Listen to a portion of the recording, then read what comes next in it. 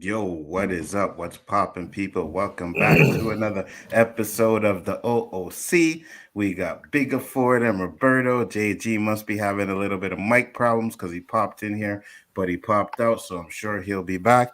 Roberto, where can they find you, sir?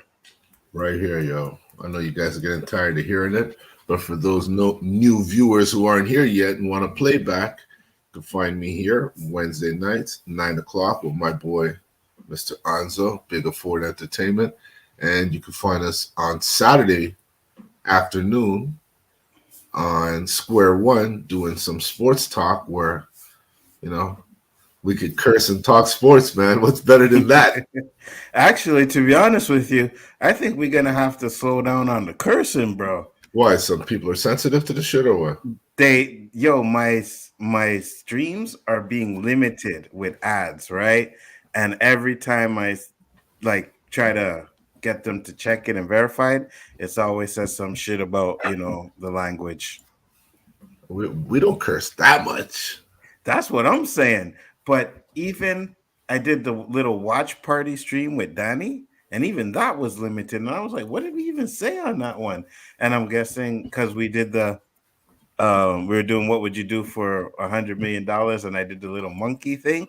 And I'm like, please don't tell me that's the reason why you limited my stream because we were joking, right?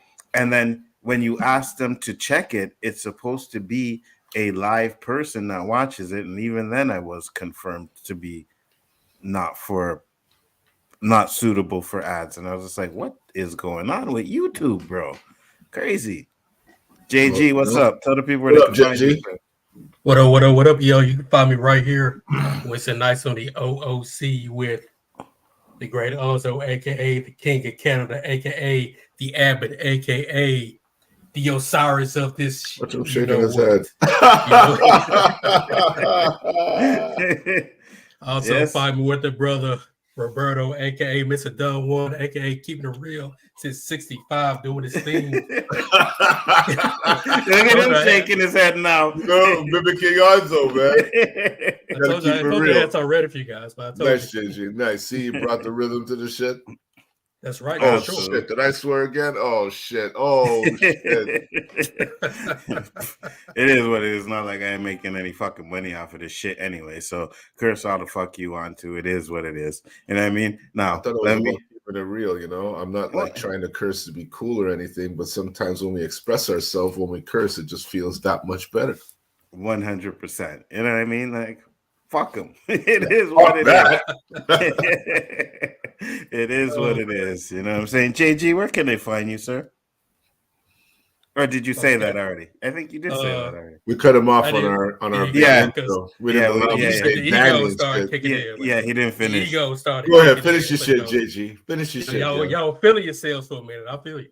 Well, you pumped us up, you know, couldn't help it. Facts. And also at times, Danny, the amazing, the outstanding, always man of the hour, aka the road to wisdom. And also catch with my homie Super Wise talking that geek stuff that I love so much. Absolutely. Needs to come true, man. It's been a minute. Who? Danny. Yeah, I know. But he already said, like, when he seen the topics, he's like, yeah, I probably won't be coming on that one either. So I'm like, all right. Why? Well, I'm the Jonathan Majors. Huh? Jonathan Majors, what's going on? I have no idea. You'd have to ask him that, but it is what it is. You guys see the topics, you know, we got a good show going on. Mark with a C is supposed to be joining us tonight, so we'll see if he can make it. If not, we're gonna hold the show down like we always do. Is that his actual title, Mark with a C? What do you mean his actual title? That's the gospel, really, but Mark with a C, yeah, that's it. So when Mark with a K comes in, we got to introduce him as Mark with a K? I'm just curious. No, that's his actual name. Like, okay. Got you. Yeah. That's his handle. Got you. Yeah, that's his handle. Exactly. Original. That's original. Yeah, so he will probably be joining us later on today, which would be a good show. Got some good topics over here, and I think the second one, I know it's freaking spelled wrong because there should be 2 O's on there. but because YouTube only allows you a certain amount of characters, had to shorten it down to get the whole thing in there. But the second one is, has Me Too gone too far, guys? Me Too, not Metoo or whatever it looks like over there. It's Me Too. I'm over Googling Meta or whatever. Like, I'm like, who the fuck is Meadow? Did I miss something? I will definitely try and fix it so that these motherfuckers can understand what I'm trying to say. We got you now. We got you. Yeah, not just you, but I mean, if you guys are coming in saying that shit, you know what I mean? Like, people are like, what the fuck is Metoo? So let me add another O to that. Well, maybe if there was another E in there, I would say Me Too or Meto. We got you. We got you. We got you. That'll work. That'll work. There. Now I put it as Me Too. There we go. So, first off, have you guys been hearing what is going on with Jonathan Majors? I heard a little bit of it. A little bit. But then they finally charged that today was his court date. The defense actually tried to get the case dismissed, but the judge said nope, and we are going to go to trial. So on November 29th, Jonathan Majors will be going to trial. And I was sitting at work all day trying to, just kept refreshing my Google saying, what's going on? Where's the updates? Where are the updates? And yep, then I seen it. And it's funny because before I seen it, I posted, I think late last night, where I was like, you know what? I think he's going to go to trial.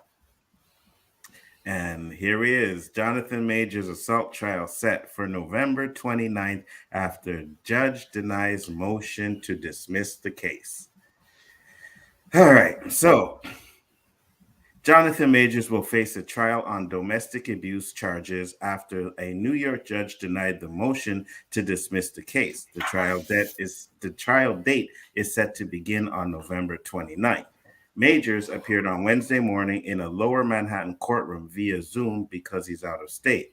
During the hearing, his defense attorney filed a motion to request that contested evidence remain under sealed and barred from public view due to the high-profile nature of the case and allegations against Major. Defense attorney Seth Zuckerman told Judge Michael Gaffrey that he believes the disclosure of sensitive information will limit Mr. Major's right to a fair trial. The judge did not yet rule on the motion and told reporters in the room they could submit papers to oppose it by November 6th.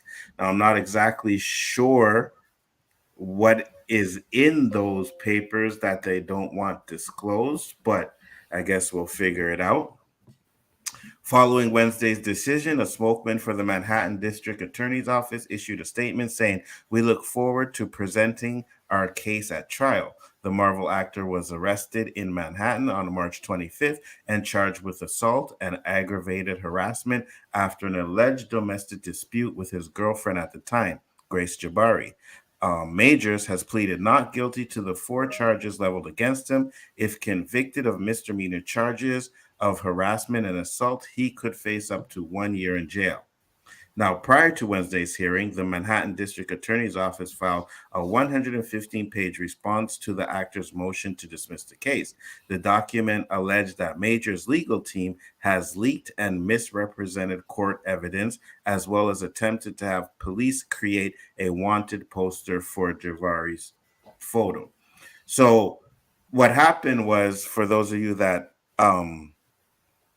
don't really know, they ended up charging or saying they were going to charge her because Jonathan Majors countersued her and showed evidence that he was abused too. Now, there's also videos of Jabari after the incident going to the club, you know what I mean, drinking, having fun. Doesn't look like she was abused at all. Doesn't look like her hand is broken. Or anyways, we showed all of that stuff on here before, right? So it seemed like the evidence was going towards Jonathan Majors' favor, but unfortunately, it seems like it went the other way. Do you guys think that they have something on him or something that we don't know yet? Wouldn't they Roberto. have to present it to his attorney so they could find counter? I mean, what surprise could they come up with? Well, the last time before this, it was delayed. It was because they had given some evidence. I think it was Jonathan Major's team it was the prosecution had just given some information to Jonathan Major's team where they had to go and, handle it and go through it and read through it. So when they went through all this information, that's where we got this video of Jabari and a few guys standing outside, and it looks like they're consoling her or whatever. And then Jonathan Majors walks by, and as he walks by, she kind of like tries to like talk to him, and he just keeps on walking, right? So I don't know if there was something in there or they showed something in there in court that, made the judge say, oh, you know what? We're going to go to trial. But I don't know, man. JG, your thoughts? To me, there's a witch hunt, pure, plain, and simple. Unless, only other thing I could think of is whatever her name is. Jabari, is that her name? Yeah.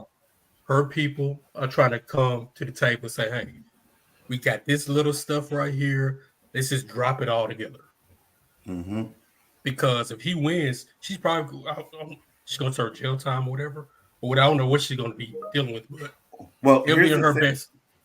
Here's the thing. When she comes back, yes, they're going to arrest her, but it's already been said that they're not going to charge her. So what's the point of going to trial? For her, she's not going to trial. They're charging Jonathan Majors. That's what the trial is, right? But because they put out a warrant for her arrest, they are going to arrest her and honor that warrant. But the prosecution said they're not going to prosecute her. So I don't understand what the point of that is. Unless, on the other thing I could think of, because, I mean, whoever did the investigation of all this, trying to charge Jonathan Majors, they screwed up big time. There's a lot of lies, stuff like that going on.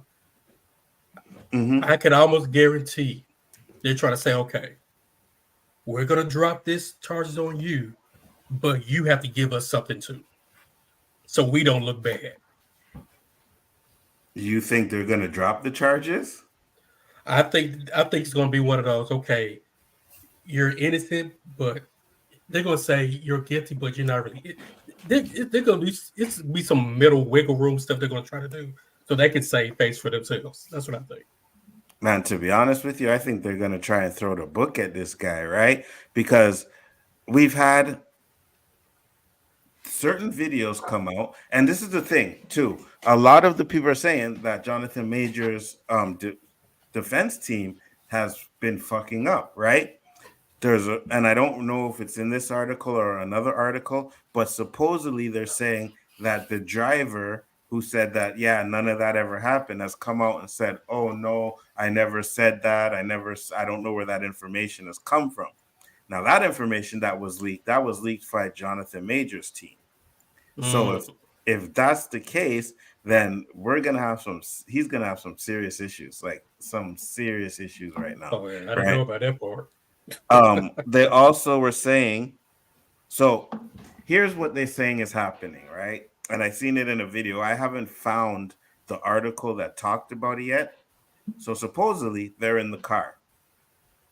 And before I say this story, I hate to say it, but it sounds plausible. But I will say it took them all the way till now to come up with this. So it seems like it's just a perfect story that all of a sudden that now they're bringing out this information. So what they're saying is Jonathan Majors was in the car with the girl and he got a text. And the text supposedly said, I can't wait to kiss you. She seen the text, and Megan Good, guys, that's who that text was. I don't care. It was Megan Good, because that relationship started like that. And the only way it could start like that is some people say it's fake, right? They say it's just publicity. But what does Megan Good have to really gain from it that way? Jonathan Majors, maybe a little bit more, but Megan Good, not really, right? Maybe she's getting paid or whatever. That's what you're trying to say. I don't know. But at the same time, I think that text was from her. So, anyways, she supposedly grabs Jonathan Majors' phone. Now, what they're saying is Jonathan Majors grabbed her and kind of pried her fingers off of the phone, right, to get his phone back. And then some scratching or some choking. Like, I can't remember all the details. But, anyways, he tries to get out the car. She follows him. He grabs her and throws her back into the car. Right, that's what they're saying happened. Now, for me, I'm like, holy shit! Because when I heard it, I was like, yeah, that's probably how it would go down. Like, really and truly, that's how it would go down. Yeah, I mean, I've seen situations like that, and it went down just like that. So you're right; it is possible. You know, you get a text, and she's trying to grab, see what it is. You're pushing her back, like, get out my phone. Yes. And she constantly trying to grab it. He's pushing her back. He said, "No, forget this. Get out the car." Yes. She chased out. He's like, "Get off me!" Pushes her. Or, yes. That probably did happen. Yeah, I sent the link already. I sent the link already, but I'll send it again just to make sure you guys got it. Oh fuck, you didn't get it. Damn. You know what's funny?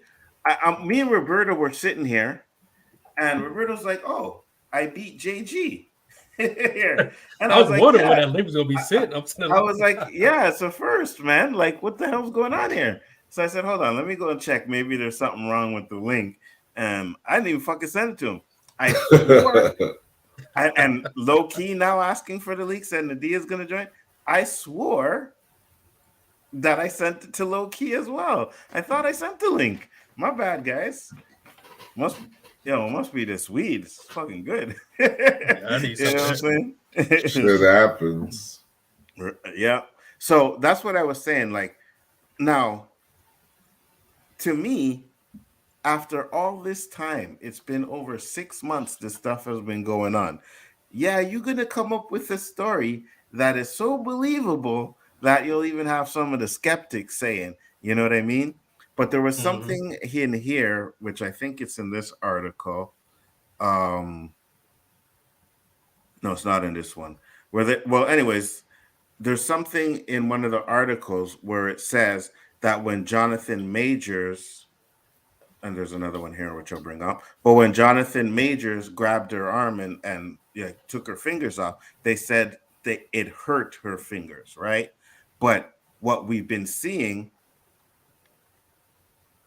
did you guys see the balloons?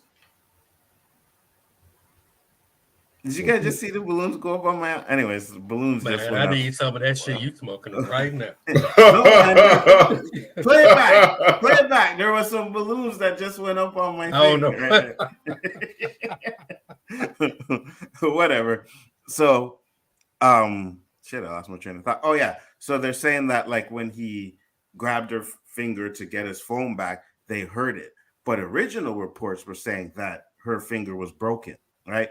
They said that she got slapped. That's one of the things.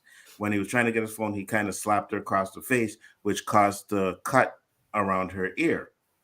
Now that cut around her ear, we've seen the videos. We haven't really seen any cuts, right? And they show a close up of her face. Depending on where it is, maybe you won't be able to see it. I don't know. But all I'm saying is, it just seems to me like if you have 6 months to come up with a believable story, this is the story you come up with because it was fucking believable, right? But now there's this other article coming out which saying that Jonathan Majors had a domestic violence case in 2022 in the UK, right? And they're trying to get the court papers to handle that. So a day before the court hearing could be determined whether a domestic violence case against Jonathan Majors goes ahead to trial, the Manhattan District Attorney's Office Tuesday made some damning accusations against the defense and also said UK police are now a part of the prosecution. Details of the London Metropolitan Police report from over a few years ago are unknown. However, medical reports from the United Kingdom, photographs taken by medical providers, and correspondence with a medical provider related to a September 2022 incident are among new evidence prosecutors acquire, according to a recent filing in the New York criminal case. So supposedly, something happened in the UK, and now they're trying to use that to say, well, he has a history of violence against women. They also said that there were 40 different people coming out and like saying, oh, this is part of the accusations, right? We know, and none of them gave their name. We haven't heard no testimony. We haven't heard about them since. And now I think this is just another way to try and make it look like this man is really guilty. And I honestly believe that he is probably not going to get the outcome that we think he's going to get. After all the information you said, yeah, I'm probably about 60-40 he'll get off. Ooh. I'm more like, that may be kind of high. I'm like maybe 40-60 he's gonna get off, because at this point now, like Roberto said, it's felt like a witch hunt before, and it even feels like a witch hunt even more now, right? Because you're saying there's other people who claim that they were abused by Jonathan Majors, which was something that came out before. It's just, man, I think if this is the case, he's going to get removed from Marvel, and his career is going to go down the tubes. So TMZ has this one: ex-girlfriend arrested for assaulting him, but DA won't prosecute. So this is what I was talking about before, right? Where it says the ex-girlfriend who accused Jonathan Majors of assaulting her is now herself in trouble with the law for allegedly striking him, and she now surrenders to police in New York. Law enforcement sources tell TMZ Jabari was arrested Wednesday evening at Manhattan's 10th precinct for allegedly attacking the Creed 3 actor after Majors filed a cross complaint against her back in June 2022. Our sources say Jabari allegedly scratched Majors on his right hand and smacked him across the face with an open hand, causing a cut to his cheek and ear pain. She then alleged tore buttons off his coat and damaged the front pocket. We're told she's being booked for misdemeanor assault and criminal mischief. There's one big problem.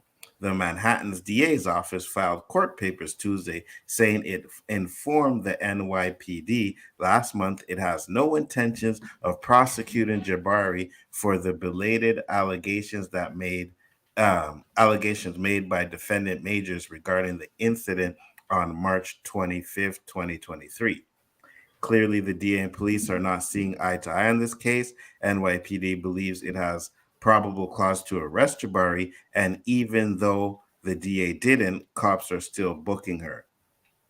So this is a picture of her at the party right after supposedly being abused by Jonathan Majors. She's using the hand that supposedly had a broken finger. So we have that evidence there, right? They're also showing, Long Night of Porno, the video.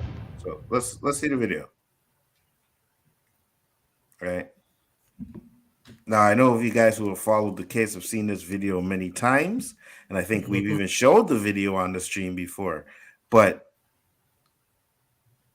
I don't know, man. Like, if your hand is hurt, like, look how she's moving both fingers, her hands, and one of them's supposed to be broken. Remember this. Look like anything wrong with to you, Roberto? As all the stuff we're showing and doing, it's irrelevant. They want this man. They're going to get this man. They're going to make him look guilty if he isn't guilty. And, he's going to do his time. No, you're wrong. This man is 100% guilty. Did you not read the reports where it was an ear that was lacerated? And then he threw her in the car and he lacerated it even further. No need to ask. He's an ear lacerator. Ear lacerator. What up, Chillmonger? Yeah, K-Dots. I'm gonna send you like chill. Get your thoughts on this, because I know, like, honestly, Chill has done a lot more videos than I have on it, but from the start, we and him have been on the same page from the very beginning of this situation. Like, no word of a lie. It's been like, yo, you see this shit? Yeah, man, bullshit from beginning. So, what are your thoughts, Chill? The actions are from the media, the actions from the legal prosecution. They've been It's coming, consistent. K-Dot. Sorry, go ahead. It's Yeah, coming, and K-Dot. the actions are consistent with a group of people who don't know what they're doing and don't have enough, because it would have been an immediate and like a loud and final concluded verdict if they had anything, if they had anything to stick. But it's been over 100 something days since the March 25, and we've been delayed, and we tried to find a way to get her out of the country, get her back into the country, where we had to make an agreement with the police, like, yo, don't catch her at the airport, she'll turn herself in, don't get her at the courtroom. We'll make sure that she comes in at 5 p.m. today, where she finally goes inside, gets all her matters dealt with, and 2 hours later she's out of the police precinct, because she did assault him, and Jonathan's been trying to get these charges to stick since June. So my mind is more so on like the people who cover and the results, more so than like what happened that night. Because what happened that night, there's no evidence. If her finger was broken and all that swelling, she wouldn't have gone to the club. That's what she did. Roberta, do you go to the club after you just have an injury? Depends what the injury is, but I feel what you're saying. I didn't. I needed like a strong hell no, and you went. I gotta be honest, Chill. I gotta be honest. There's times Okay. where I was feeling pain and I went to the bar to drink the pain away. Oh, that's what they're gonna use. They're gonna say, "We watched this Roberto stream, and he definitely." So his team could come with a counter right ahead. I'm giving him a heads up. See, Roberto, in that case, you're not like, you don't got like a broken finger and stuff. See, that's a look. Even though you guys didn't specify, that's a good specification there, K-Dot, because it was a broken I'm finger. not justifying drinking your pain away, but I wouldn't be in the like, club with a broken makes finger. more- That's for damn sure. yeah, that Facts. makes more sense than someone with a broken finger or a broken leg going to the bar and saying, "I need to drink this pain away." Like, No. you need to go see a doctor, because most people who drink their pain away are in like it's like a emotional pain that they're having, Mhm. which you should, probably go see someone about a medical professional.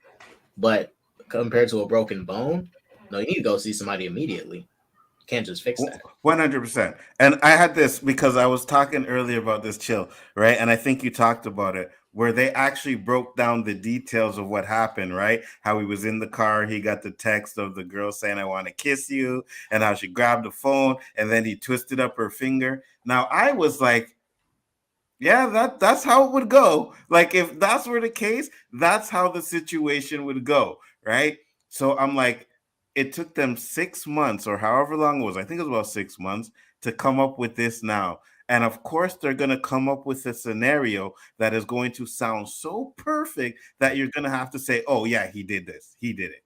You know what I mean? Like, why didn't we hear this information when Jonathan Major's team was leaking all that shit? Why didn't they come out and say, "Well, no, this is what happened, guys"? You know what I mean? They didn't say it until now. It just seems like, to me, it's like everything is just there to be like, okay, we're gonna, take our time. We're gonna build the perfect case, and if we have to come up with a story that's plausible, well, here it is. Which is such bull, because the reason why he was even arrested in the first place is because she sent text that night after the little spout and the breakup over the stuff. She sends text, "I am going to, self-delete." He runs back to his home. He sees her there, half naked. He goes 911. "I need this woman to get help." Now 911, you call, you get for firemen, you get the medics, and then you also get police. Unfortunately, the group he did not want to show up showed up, 6 cops, and you can hear them, according to Majors, on the body camera being like, "Man, look at this penthouse. There's 3 floors in here. Who lives here? Him?" And you can hear them asking the woman, and 19 times she says, "I don't know." But on that 20th time, they finally coerced her to get that strangulation charge. Remember that? That was the reason he was arrested. That was the headlines. That's why we're here. We're not here because something happened at midnight earlier, like 11 hours prior. This man was arrested because the cops said he strangled that woman, Stephanie, and he didn't. So from there, we're going back in time. We're even learning, we just learned this week, that in London, there's like a report that was unreported in 2022. And that's going to be relevant to this case.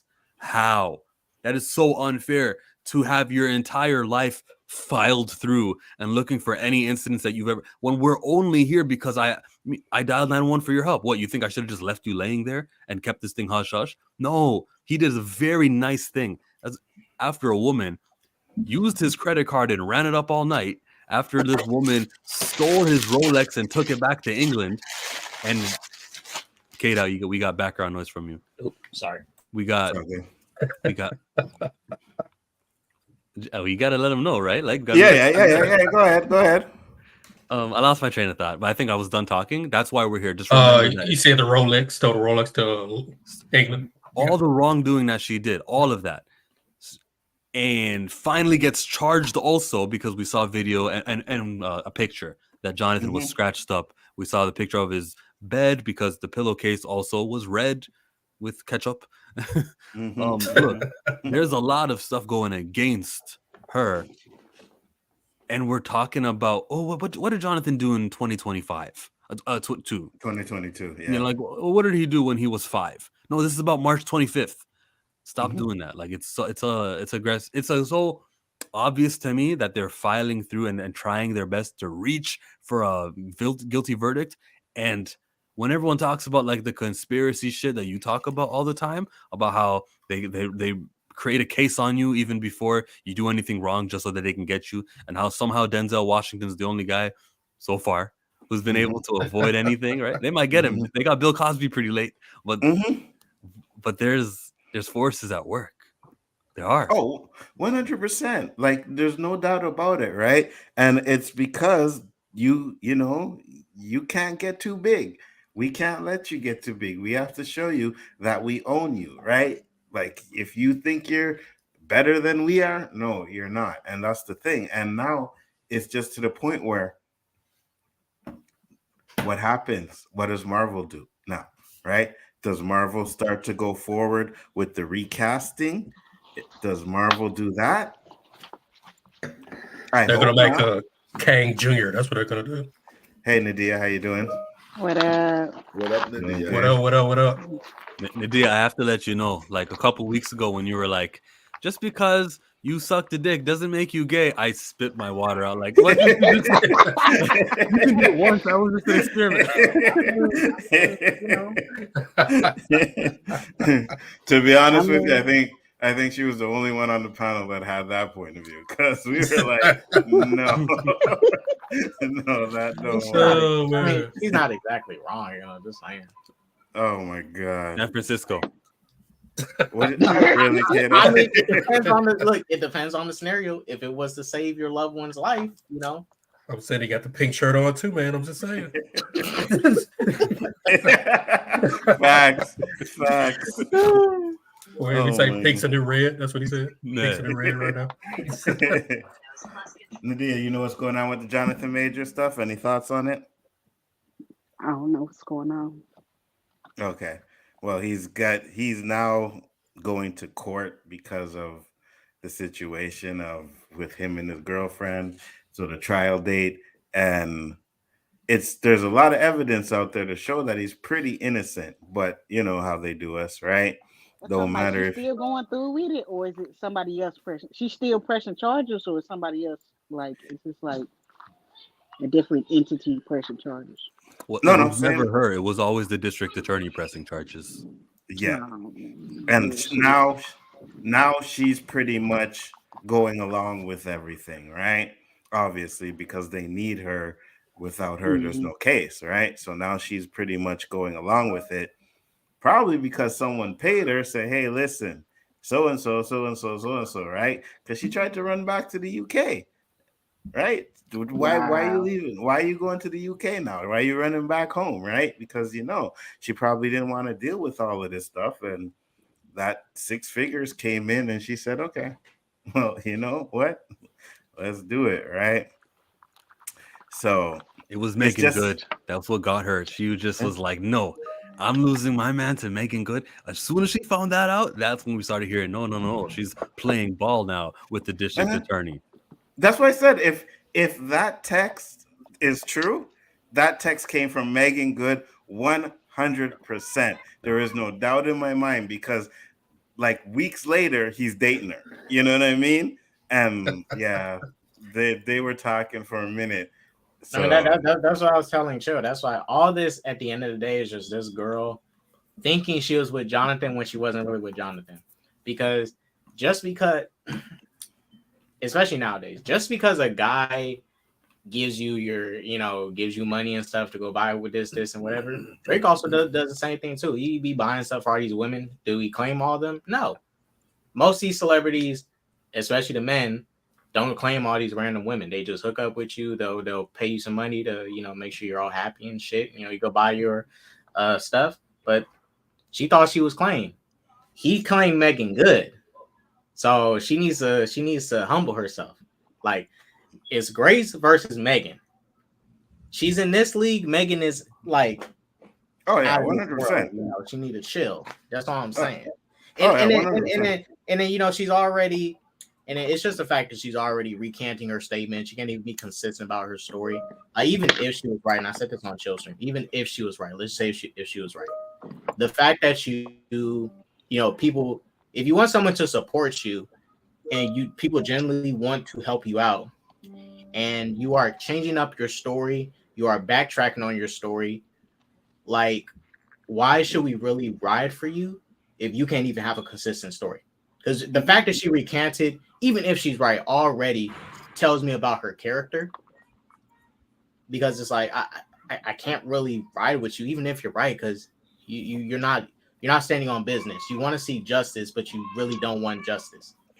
Because if you were seeking justice, you would be consistent about your story. You wouldn't be lying and backtracking on it. Absolutely. And here's the thing, right? And here's the thing that I wanted to say. Because we heard about the choking first, which they completely took off now, right? The strangulation, they don't talk about that anymore. And they were also saying that her finger was broken. But in the article I read today, they said it was just severely bruised. So wait, wasn't it just broken? Like, it seems to me like the things they've said in the beginning and the things they said now are totally different, right?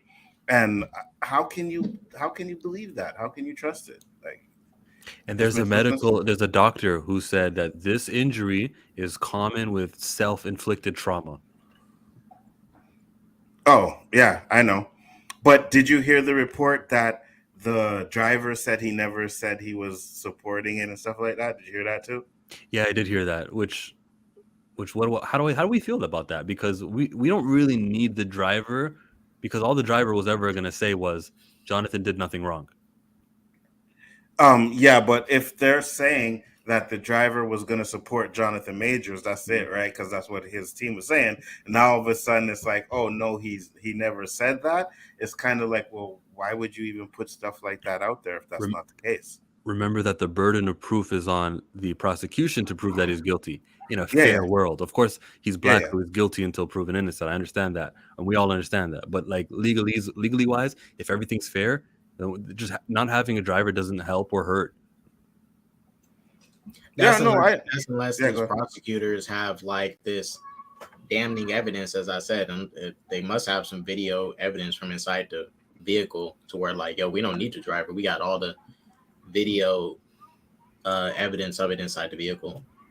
But as I told Chill, if they did have it, they would have not stressed these dates this long if they had evidence that was so damning that nobody couldn't deny it. They were definitely not. Go ahead. They're not acting like a group of people who had enough evidence to get him. They're acting like a guys who are struggling to make ends meet. And that's why they're going back finding all that stuff in the past. That's why they're doing it. They're going to try to paint an image of big hulking black guy, little small innocent looking white girl. Look at the history of Jonathan Majors. He's hit this woman. He's done this, blah, blah. Forget choking, even though that's a lie. Forget all the lies that's been told. Look at his history. So, yeah, this might not have happened per se, but it's plausible that he could have done some other things to her, and she's just so innocent that she's trying to hide it because she's so scared of big Jonathan Majors. And in his history, he's only been this fit because of the Creed and the Kang stuff. if you go to his past, he was a skinny guy. We have video proof of that. He was not this hulkling thing. But they don't see that. The jury is gonna look at that really heavy set man in the courtroom. He should have slimmed down, shouldn't he? Because didn't George Zimmerman do the same thing where he just kind of made himself look more fat and look more like unimpressive? Remember that? You're right. Yeah, you did. So here's the question before we move on to the next topic. What do you guys think the outcome is going to be of the trial? First, how long do you think it's going to last? And what's the outcome? Go ahead, Chill. I don't know how long because I don't know. But I think the outcome will be not guilty because it's New York City. We're not going to have an all-white jury. That's why. K-Dot? K-Dot just muted. Nah. Nadia? Wait, I got it. Oh, go ahead. Jonathan will be not guilty, but the people who think he's guilty are still going to think he's guilty after all of this is said and done. I agree. Nadia? Not guilty. Damn, They ain't got enough to stand on, like for real. Cause I'm just like really, what are you arguing? Like the only driver we ever needed was the damn driver, Tory Lanez driver. And I don't think that worked out pretty well now, did it? Yeah, he got. They never found a driver. Oh, they never found him. No. They did. They found out where he was at, but a lot of people don't remember it. When he chose not to come up and testify, his body parts got leaked out to the internet and stuff. Oh. So it was probably like some type of retaliation, like, oh, you don't want to get up here and come testify, and say something. All right. If I He go didn't on want to get up there and test a lie. That's what it was. He was not. So wait. They found his body parts? Yeah, so his nudes got leaked. Oh, his nudes. Okay, Yeah. okay. If Anzo searches those nudes, does that make him gay, Nadia? First off, why are you using me? Don't use me. All right. When No, you said body, wait, what? You just no, curious. I don't make you gay. No. Man, You just I wanna see- looked at you men wanna see and where he women stacks body up. parts. What's he talking about? But You want to see where he stacks up. That's all. Bro, when they said Megan Good had nudes, I was like, where? Hey, yep, I didn't Google so It's- fast for my life. it's different for women, though. You They know what I said mean? Jill Scott had nudes. I said, where? I mean, I didn't wait. I'll say this. I did not see the nudes. I didn't see them. But I will say this. Wait, don't lie, K-Dot. That sounds like a lie. No. I look, even if I did, I don't remember them like that. I got it right here. Share screen. But No, No. you can scroll Twitter and just see it. It's just there. Like I've been seeing people's nudes that I wasn't even looking for. But see, her driver, and I guarantee this, he's definitely not in a position where he would get bashed, right? Because it's like, he got a great figure, all that. He's not like no out of shape dude that already looks ugly and musty and stuff. If you did that to someone like that, it's like, man, I already don't get women as is. You just leaked my disgusting body on the internet. Like, nah, when they did it, because you were supposed to come testify in Megan's, testify from Megan's side, and when he didn't show up, I guess this is me theorizing. Maybe the label she's associated with was like, yo, you didn't want to come speak for Megan? All right, then we're going to leak your nudes. Then boom, they just leaked it. So I don't know when who you said- but his nudes got leaked. I don't know who leaked it. When you guys were saying body parts, I thought you meant like they chopped them up in little pieces. And I'm like, wait, all because he didn't go to court? Damn, you guys are ruthless. That's what I thought. I wasn't even thinking nudes. But Roberto, if like Mr. Chill asked me, if you searching for another man's nudes, are you gay? Why are you searching for another man's nudes? Exactly. Hey, I didn't look. It was on. What did I walk it was on into? Twitter. I didn't search for him. It was news. What up, Mark? Yo, what's happening, y'all? What's going down? Yo, salute, Mark. What's up? All right. Like I always You got say, to drop me the link, teach their bro. own. Huh? Hold on. It's not your Mark. I forgot to drop JG the link, right? And I'm sitting here with Roberto, and we're like, "Yo, where the hell is JG?" And then I realized I didn't drop him the link. And then all of a sudden, when I'm like, "Wait, Mark's not here," I went and looked, and I'm like, "Oh man, I didn't send this guy the link either. My bad." Bro, you're slipping, man. You're slipping. Yeah, I know. I fucked up. I ain't gonna lie. Peace out, Danny. How you doing? This is gonna end up another cop bashing episode. I have no interest in that. How? Like, there's no cop bashing even on the title. How's it gonna end up to that? I don't get it. It's always about you, Danny. Peace. Peace, brother. So, Mark, any thoughts on the Jonathan Major stuff? I saw that. What happened now? Is she getting charged or not? Yes. Is she getting charged for a crime? She has successfully been charged as of 8:00 p.m. Yes. Yeah. That's good. That's good. But they're not prosecuting. Yeah. I mean, this is a great moment in black male history right here, because historically speaking, when it's like our word against their word, it's never gone in our favor. You know what I mean? So to see it going this way, that means a lot, bro. Because he said, she said, it was looking kind of bad for him for a while. The industry, they don't really, they don't smile on us like that. You know what I mean? Mm-hmm. So, I do think this is encouraging, and, we'll see what's up, bro. Cops trying to make up something on a black man. If you're talking about the two cops in this situation, well, then yeah, because that's what it seems to be, right? We ain't talking about all cops in general. We ain't bashing cops. We're just talking about the two cops that fucking arrested Jonathan Majors. That's all. 6. It was 6 of them who showed up at his penthouse suite. Yeah, and they were responding to an attempted that she was doing to herself. And instead they go, "We know what? We think he did it. Hey, woman, tell us that he did it." "No, I don't know what happened." "Hey, tell us what happened." 19 times she says, "I don't know what happened." And then they got to coerce that woman to say that he choked her. And the rest is history. Since that, we've been going to the past, and it's so unfair. And these cops are probably going... I wish Jonathan Majors announces today that I'm taking legal action against these police as soon as I'm done with this, because I got bigger fish to fry. This woman, everyone's kind of focused on that, and that's kind of like the men, red pill, manosphere type of people. They're always like, women lie. No, man, this is a systemic issue. She is just a pawn. She already recanted her statement, right? It's more so the DA, the people, are pressing charges against Jonathan Majors. She's pulled back. If it was up to her, we would have been done this on March 26th. But it's a systemic issue. And yes, Danny, some cops are to be responsible. I know you joking, Danny. I don't take you serious, bro. I know you joking. Calm down. It's okay. We all joking up in here. Right? I wasn't joking about defunding the police. I stand by that. Oh God! Here, let's do this. The police. There you go, Danny. I'll do that for you. Right? I'll drop him out there because that's some bullshitty talking there. But yeah. So I hope he gets off. We'll see what happens. But we do have another topic, and I think it kind of goes along with the Jonathan Major stuff. And it's like, is Me Too going too far? Right? Because when the stuff happened with Jonathan Majors, it was believe the woman, always believe the woman.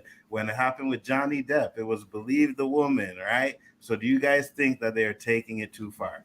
Mark, I'll let you answer since you just popped in. Absolutely. I mean, come on, there's no such thing as just believe the woman. The woman's a human being like anybody else. She fucking lies just like anybody else. It's like I wouldn't say believe the man either.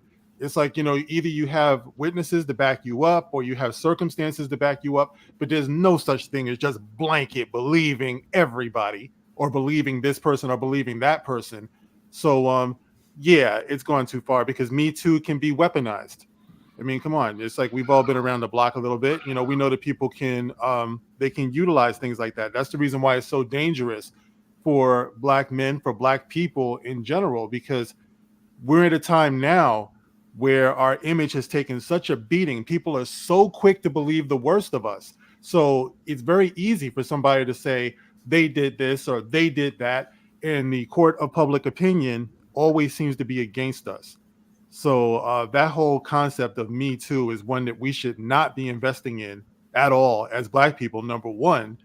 And number two, just the general concept of it is just bullshit, bro. You know what I mean? It's like I do believe in giving people their day, or hearing them say what they need to say, but that Me Too thing, man, it's dangerous. Absolutely. Just my Nadia, what do opinion. you think? Female on the panel, what do you think? Would define too far, because like So I in yeah, the go ahead. believe. Okay, so the believe all women part, right? Do you think that's too far? I'm with him. I don't think anybody should be believed. Yeah. It's just okay. It's very touchy because it's just like the movement was actually started by a black woman, and it got co-opted by celebrities. And I mean, granted, they helped spread the message, but the message has gotten lost in the sauce, because the message was Me Too, this has happened to me too.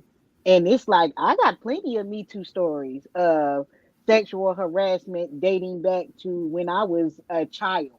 You know what I Yeah. mean? And it's really sad, because I'm just like, is my daughter gonna have to deal with this too? And is people gonna believe her if something happens to her?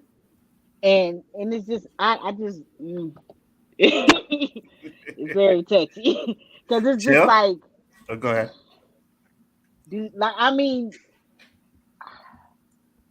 You can say it's it. the Go whole ahead. proving shit. Because like I could be like, yes, okay, I was molested as a child, and it's like, prove it. Well, I can tell you who did it, but like, what do you mean? How do you want me to prove that? Mm-hmm. And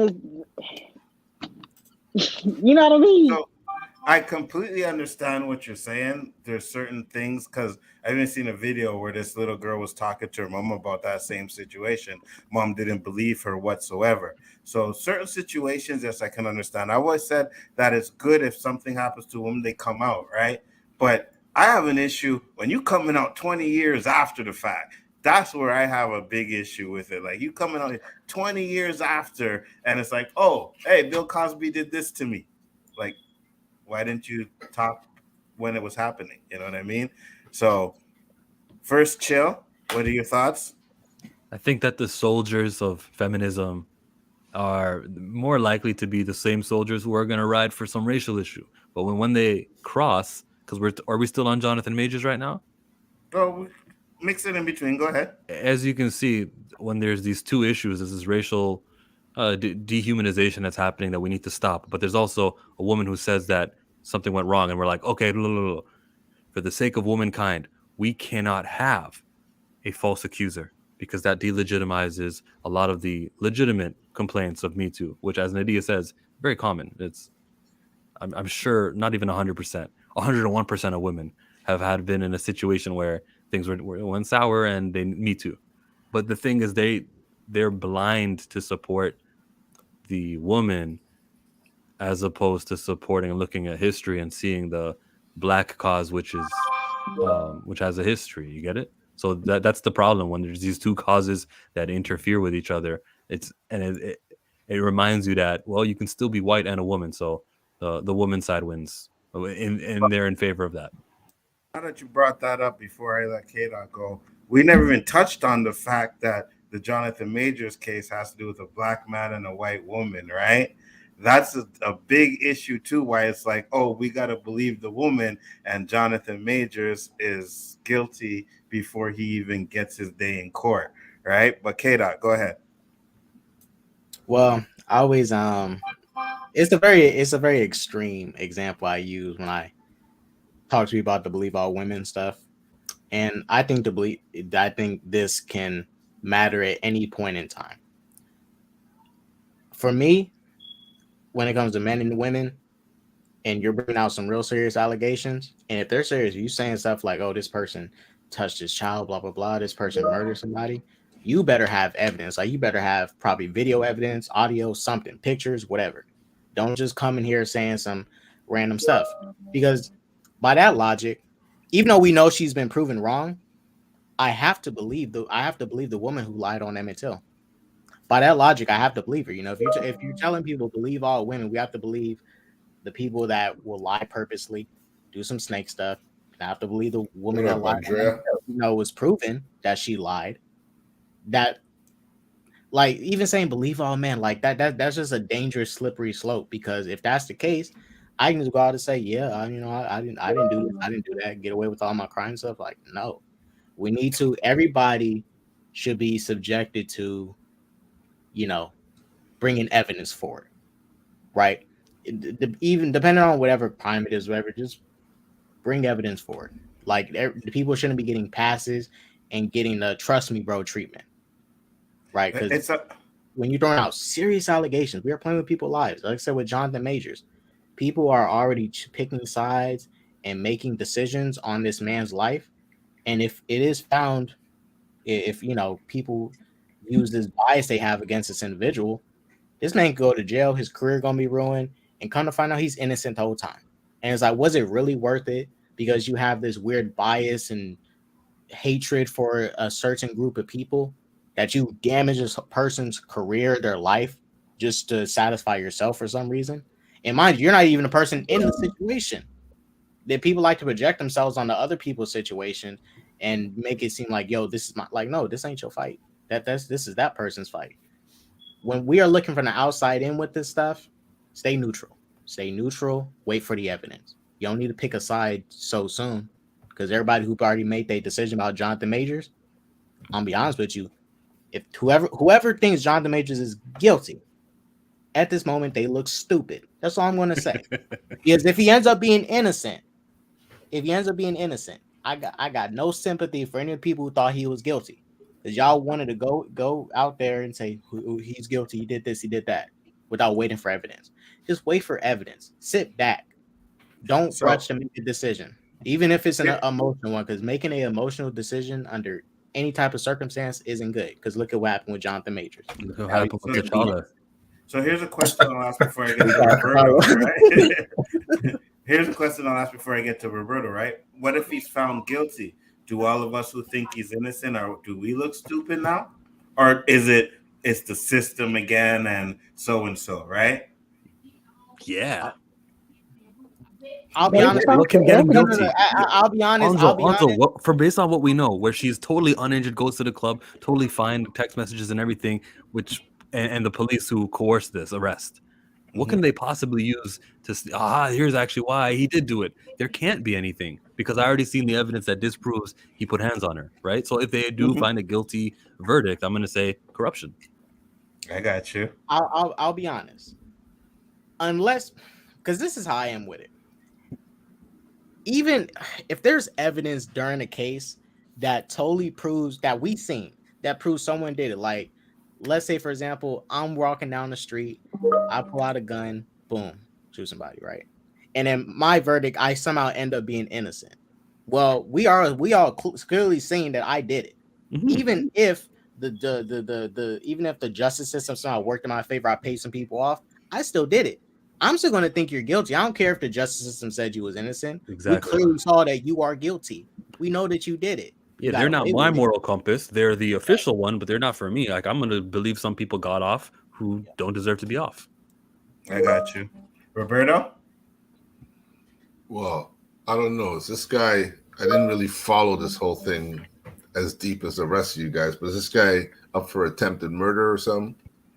It's a misdemeanor charge. Because I don't understand why it's drawing so much attention and why they're so eager to get this man. Like, this is why I throw witch hunt on it.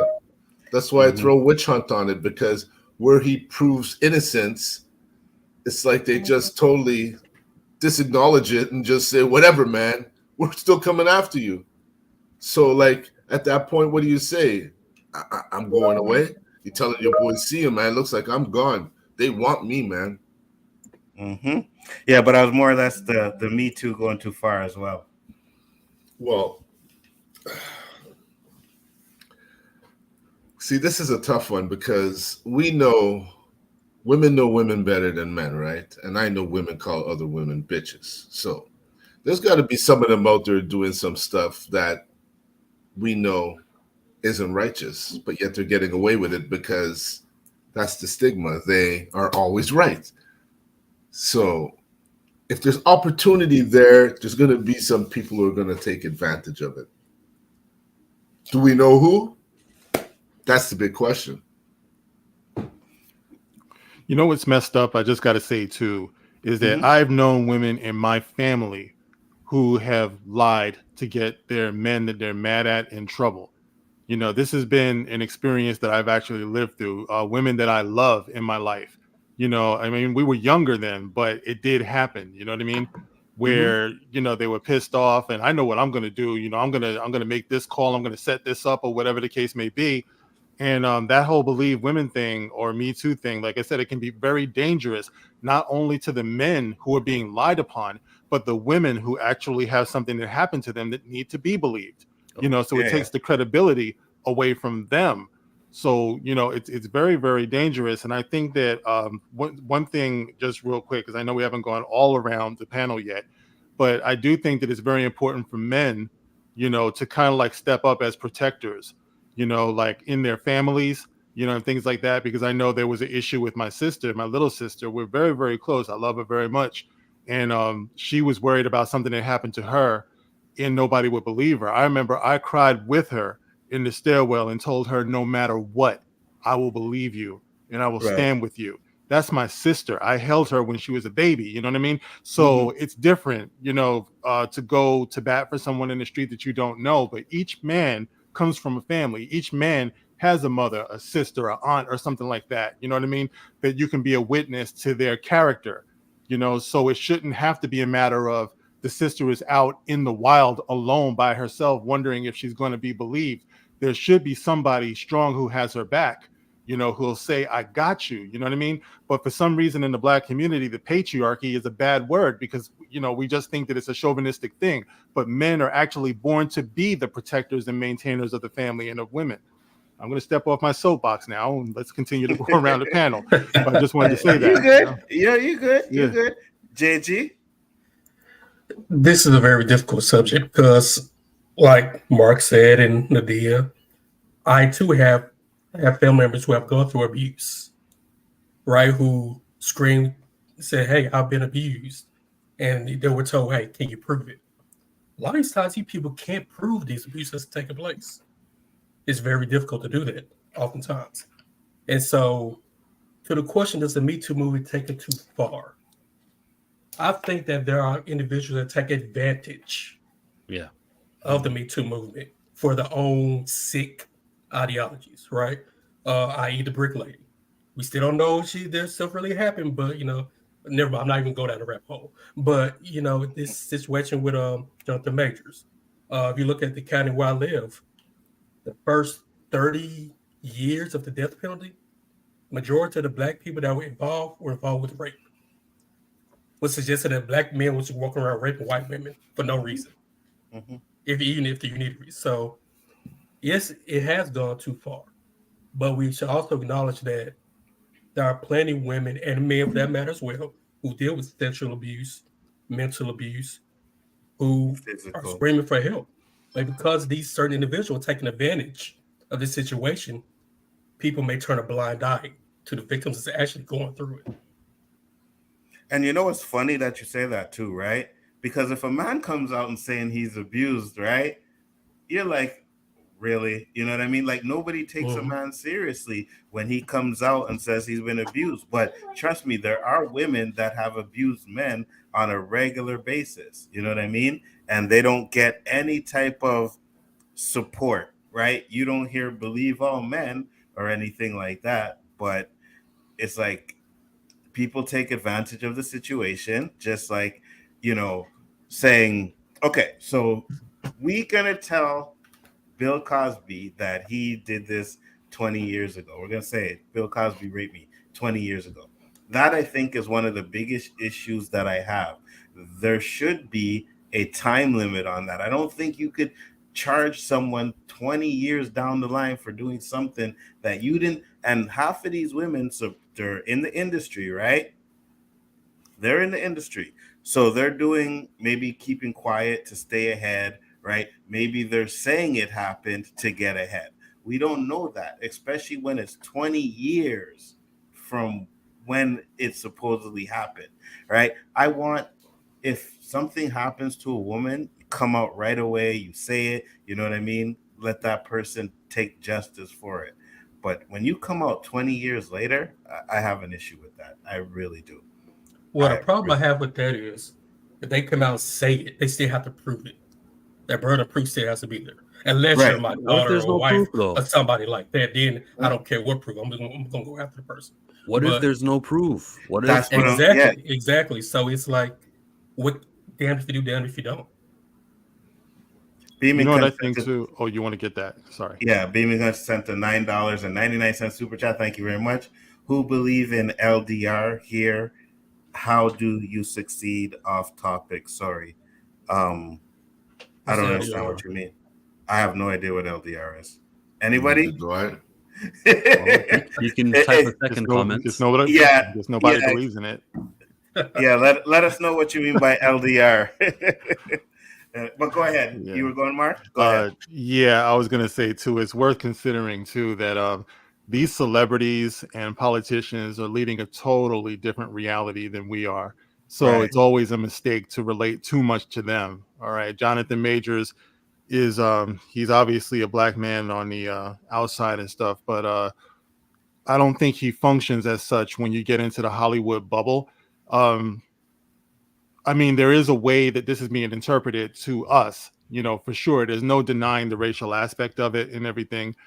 But as far as politicians and celebrities go, these things just don't come out of nowhere. It's like, I believe that anytime you're in a position of influence, people begin to maybe accumulate things on you that they can use for later to keep you in line. It's like, you don't get to be an influential person making millions, possibly billions of dollars, and think that you get to just do whatever you want for as long as you want without having to answer to somebody, you know, some power structure that wants to keep the status quo.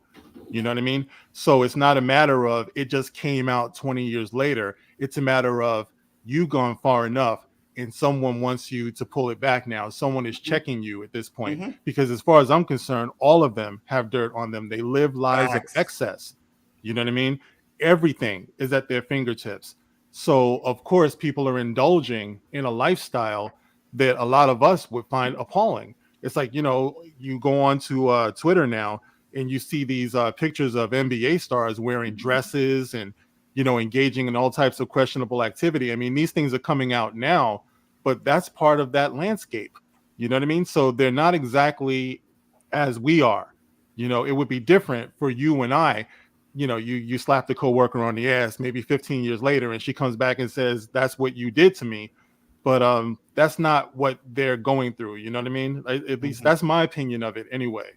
You know, I hear what that's you're saying, a totally different thing. Yeah. Because now the Dwight Howard stuff is coming out. You heard about that, Roberto? What's that? The Dwight Howard stuff? I didn't really catch it full. Could you catch me up to speed on that?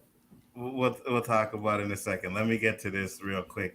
He's talking about long distance relationship. So who believes in long distance relationship here, and how do you succeed off of them? Roberto, you want to answer that? I'll let you guys answer, and I'll tell you my thoughts too as well. I've never really had one. I can't see. I see it more as a pen pal than a long distance relationship. I don't see anything could take place other than that. So that's my opinion. All right, JG. It's gonna be a very open, long distance relationship. That's all I can say. Mark. I believe in them, but you have to have the right intention. You know, I married my long distance relationship a while ago. Oh, nice. You could. Oh, nice. Yeah, and but I remember telling her at one point. You know, I remember I used to wear a chain, and I remember putting it on her, and I said, when I take this off of you, you're going to be my wife. You know what I mean? It's like, we're not doing this long distance relationship for a long time. So you make that intention, even though we had a long distance or distance between us and everything. I was just like, we're going to find a way to do this. You know, that way she's got something to believe in. You know, even though it's a long distance relationship, she don't have to be worrying for a long time about what you're doing all the way over there. You already told her what your intention was, you know, and she accepts that intention. So that's what I mean. It just can't be something that just goes on and on and on, because I agree. At that point, you just having a pen pal, bro. You know what I mean? But you know, you got to have the right intention when you get into things like that. So Beaming Kenny just gave you the recipe. Yeah. Yeah, Go Nadia. buy a chain, brother. Nadia. Oh. That means no. Wow. Okay, go ahead. No, dang. Nah, it take a lot of maturity for that, because I'm with Roberto. Yeah, that's a pen pal, and at some point, because it's just like, how much time are y'all spending apart? How far apart are you? How Mhm. often do you get to see each other? It depends on all that. Because if you in different states, ew. and then and it's just like, it's not even about the whole trust thing. It's just more so like, I don't know, because once you get to be in someone's intimate space, as far as like living together, it changes a lot of shit, because you see them in a whole different light. Mhm. Yes. Chill. Well, only long distance relationship if you have a prior like communication. Like if you'd met the person on the computer, I don't like why waste your No, time? hell You no. have to already know the one, already have been fit, and then some like job or something separates you two for a bit. Then yeah, sure, long distance relationship, keep the flame alive with the messages and stuff, and maybe you only see yourselves once a month. Yeah, fine. That's a loophole, yes. Mm-hmm. K-Dot. Well, I technically am in one, Mm-hmm. but I don't recommend Oh, it. For I should have everyone. watched what I said. I'm sorry, K-Dot. Yeah. Oh, I forgot all about her, bro. Oh, I Okay. forgot all about her. K-Dot. I'll be honest. I don't recommend it for everybody, but like I said, I'm not going to tell people to do what. I mean, for us, it's working for us right now, but like I said, it's not going to work for everybody. Some people need to have that close companionship, like immediately 24/7. It's not something that's going to be permanent, just like what Mark said. Like, I want to make it something permanent. It's just that at the moment, things still working some things out. Can't get too deep into it, but I don't recommend it for everybody. If you feel like you gotta like that person has to be with you like 24/7, like every day, then don't do it. But if you want to do it, just know that it's not easy. So my thoughts on it, I hear what you guys are saying, and I do believe there's a lot of, you have to be mature enough to handle it, right? Because you're not going to be with this person all the time, or you're not going to, the time you're going to be able to see her, it depends. And that's why I said it also depends on how far she is away from you, right? How often can you visit or she visit her? Like if she's in Australia, you're in America, and you can only see her like once a year, no, 100%. No. No, that's not happening, right? Let's But you also have to, like Mark said, you have to have a plan. If you're in this relationship to where it's like, okay, in maybe 2 years or a year or so, maybe we can move, I'll move there or you move here, you know what I mean? And we can start our life together like that. There has to be a plan. If it's just like, oh, we're just in a long distance relationship, we see each other when we can, and there's no end to it, like what the goal is, then it's wasting your time. Yeah, it's a pen pal for sure. You know what I mean? And if it's just like, oh yeah, well, the poom poom's good, and I get to, well, you're only seeing her 2 times or once a year, so you know what I mean. That's not gonna help either, right? So there has to be a plan. You know what I mean? There has No to be some doubt. sort of No plan. doubt. You can't just say you're gonna go into a relationship and a long distance relationship and not know where it's gonna end, because then that's just gonna end up bad. So there are your thoughts. I mean, if you feel like you can handle it, then go right ahead. You know what I mean? But like again, you have to have a way to where you're seeing someone more than once a year. If that's the case, don't waste your time. Don't waste your time. So to Roberta's question, yeah, Wait, go ahead, Kata. real quick, I will say this: if you are gonna do long distance, don't do the ones where it's like international. there's some people that do those, and it's like that's insane because you gotta have your. That's a scam. Go ahead and say it. It is what it is. No. I mean, like the real one, not just the ones you just hook. Like they actually met this person, but they're international. I actually had a friend that was in this situation, and it didn't work out because she was all the way in Sweden. He's here in America. It didn't last that long. They hooked up for a minute, but it's like it's not realistic. Now, if it's in your own country, y'all kind of far apart. Okay, it makes sense, but don't do it with the international ones. You obviously haven't watched 90 Day Bro, Fiance. man. Oh, just No, hold on. There you go. That's that 90 Day Fiance bullshit. Yep. Yes. Never works. Never works. If you have to, like, if you're deciding to go and visit her or something like that, and you're on a plane for 24 hours, it's probably not going to work to get there. You know what I mean? If you got to travel that far to go see her, it's probably not going to work. But like K-Dots said, if it's like 3 hours away or something like that, maybe you could drive there on a weekend or something like that. Then you could set something up to where maybe you're going once every 2 months or something like that. You know what I mean? Maybe once every 2 weekends or something like that, as long as you're able to afford it too. So If someone's in the military, you're not married, but you're there, they go to the military, they're deployed. I don't know. What happens there? Like, I can't expect someone to be gone for 2 years. Cheating going on with that. Just accept it, honestly. Just accept it's gonna happen. So that's a good question. What if that is the case? Then you live with it and try not to let that bother you. You mean like live with the fact that she's cheating or he's cheating? Oh, well, Yeah, whoever well- was still at home, yeah, they don't expect Y'all complete- probably now.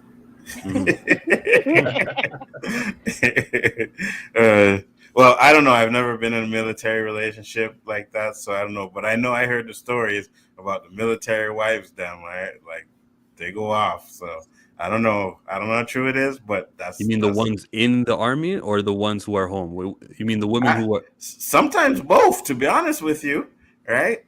I heard there's something called like a bunker buddy or something. Maybe it's the wrong term, but they have women who they're there, they're enlisted, they're doing everything. But it's like 90-1.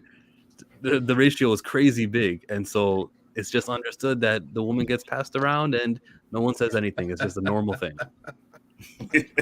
Man, who knows? Nobody here has known any military wives. I know I have. Yep. So give us the details. I'm just trying to say there's something to that, bro. You know what I'm saying? Okay, that's what I'm asking. It's like she got needs, bro. You know what I mean? It's not a good thing. It's not. It doesn't work for like for a long time or anything like that. It's wrong. But I'm just saying it's very easy to get into. Literally. I feel you. Mm-hmm. Great topic, guys. I think the worst case I heard, there's a video of it on YouTube, and it wasn't that she was she was living. This dude had his wife. She was living on the base, and close to the base, and other dudes in the military was coming to his place, sliding in them cheeks, disappearing. And the husband caught the guy like in the. He was like, "What's your name and rank, buddy? What's your name and rank?" Was that one? Yeah, that one. Yeah, I know you talking about. Yeah. Oh, really? Okay, whatever. Oh, Beamington sent a $20 super chat. Thank you very much. He said, "Thanks for the advice." Hey, thanks, Beamington. Yeah. Absolutely, Man, 100%. keep a plan, bro. Keep a plan, because at the end of the day, your woman needs something to believe in. She wants to believe in you. Be that person that she believes in. Facts, all 100%. Be steady. Yeah. And yeah, that's what we do over here. You know what I mean? You have any questions? We can try and give you as much advice as we want. We're a lot older than some of you guys. We've been around the bush. We've done our things. You know what I mean? We have experience. So it's always good to try and help out the youngings. But bringing us to our next topic, which is, hey, I got a message and I'm like, yo, you and Mark, you guys serious? I'm like, nah, bro, we just messing around on Twitter. It's like, it ain't that serious, bro. But but the topic we had is, does a woman's body count matter? And Why I there gotta seem be to the be woman? some people in the Why I gotta be commentary the woman? who don't know what that question actually means. What's that, Roberta? there was somebody in the commentary who Oh. didn't know what the question meant. Oh, Mr. Nerdman. Yeah, that was Yes, because it was. and that's, come on, Nerdman. No, that's because it was spelled. It wasn't No, spelled but wrong. It even wasn't. after it was spelled, he spelled it Oh, correctly and asked you what it meant. Yeah. Oh, he did. Yeah. Well, Yeah. I know Nadia said, "Why is it have to be the women?" No, we're curious because the women get the backlash of this question, where the Right. men get the props, right?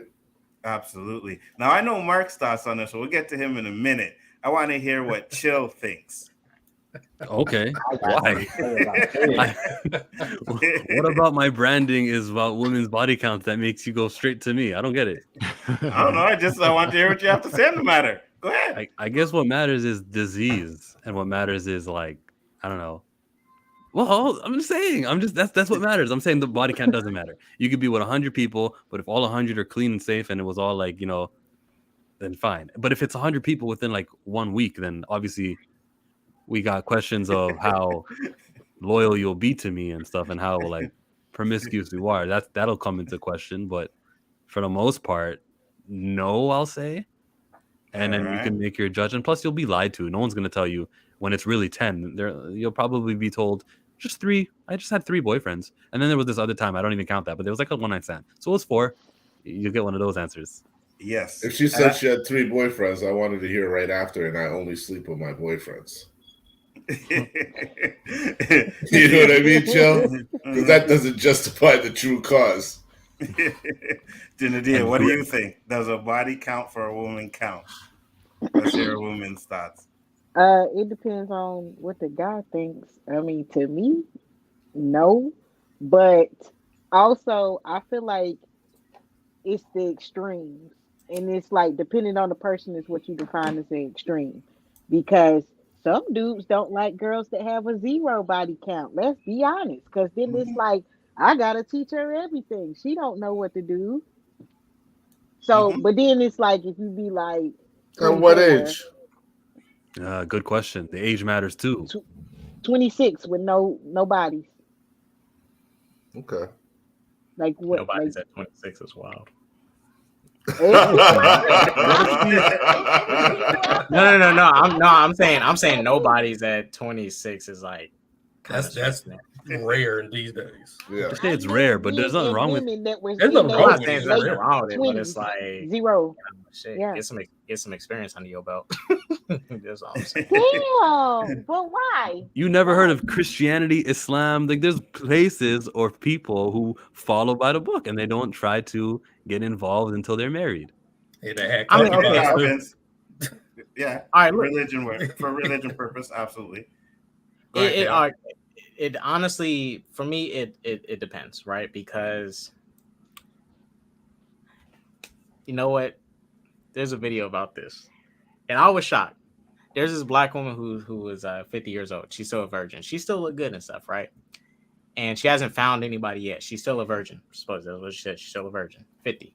And I'm like, okay. So when you finally do it with somebody, you that other virgin you want to find, I'll be honest with you, I guarantee that sex is not going to be as great as she thinks it's going to be. And I think in the long run, it's not going to be what she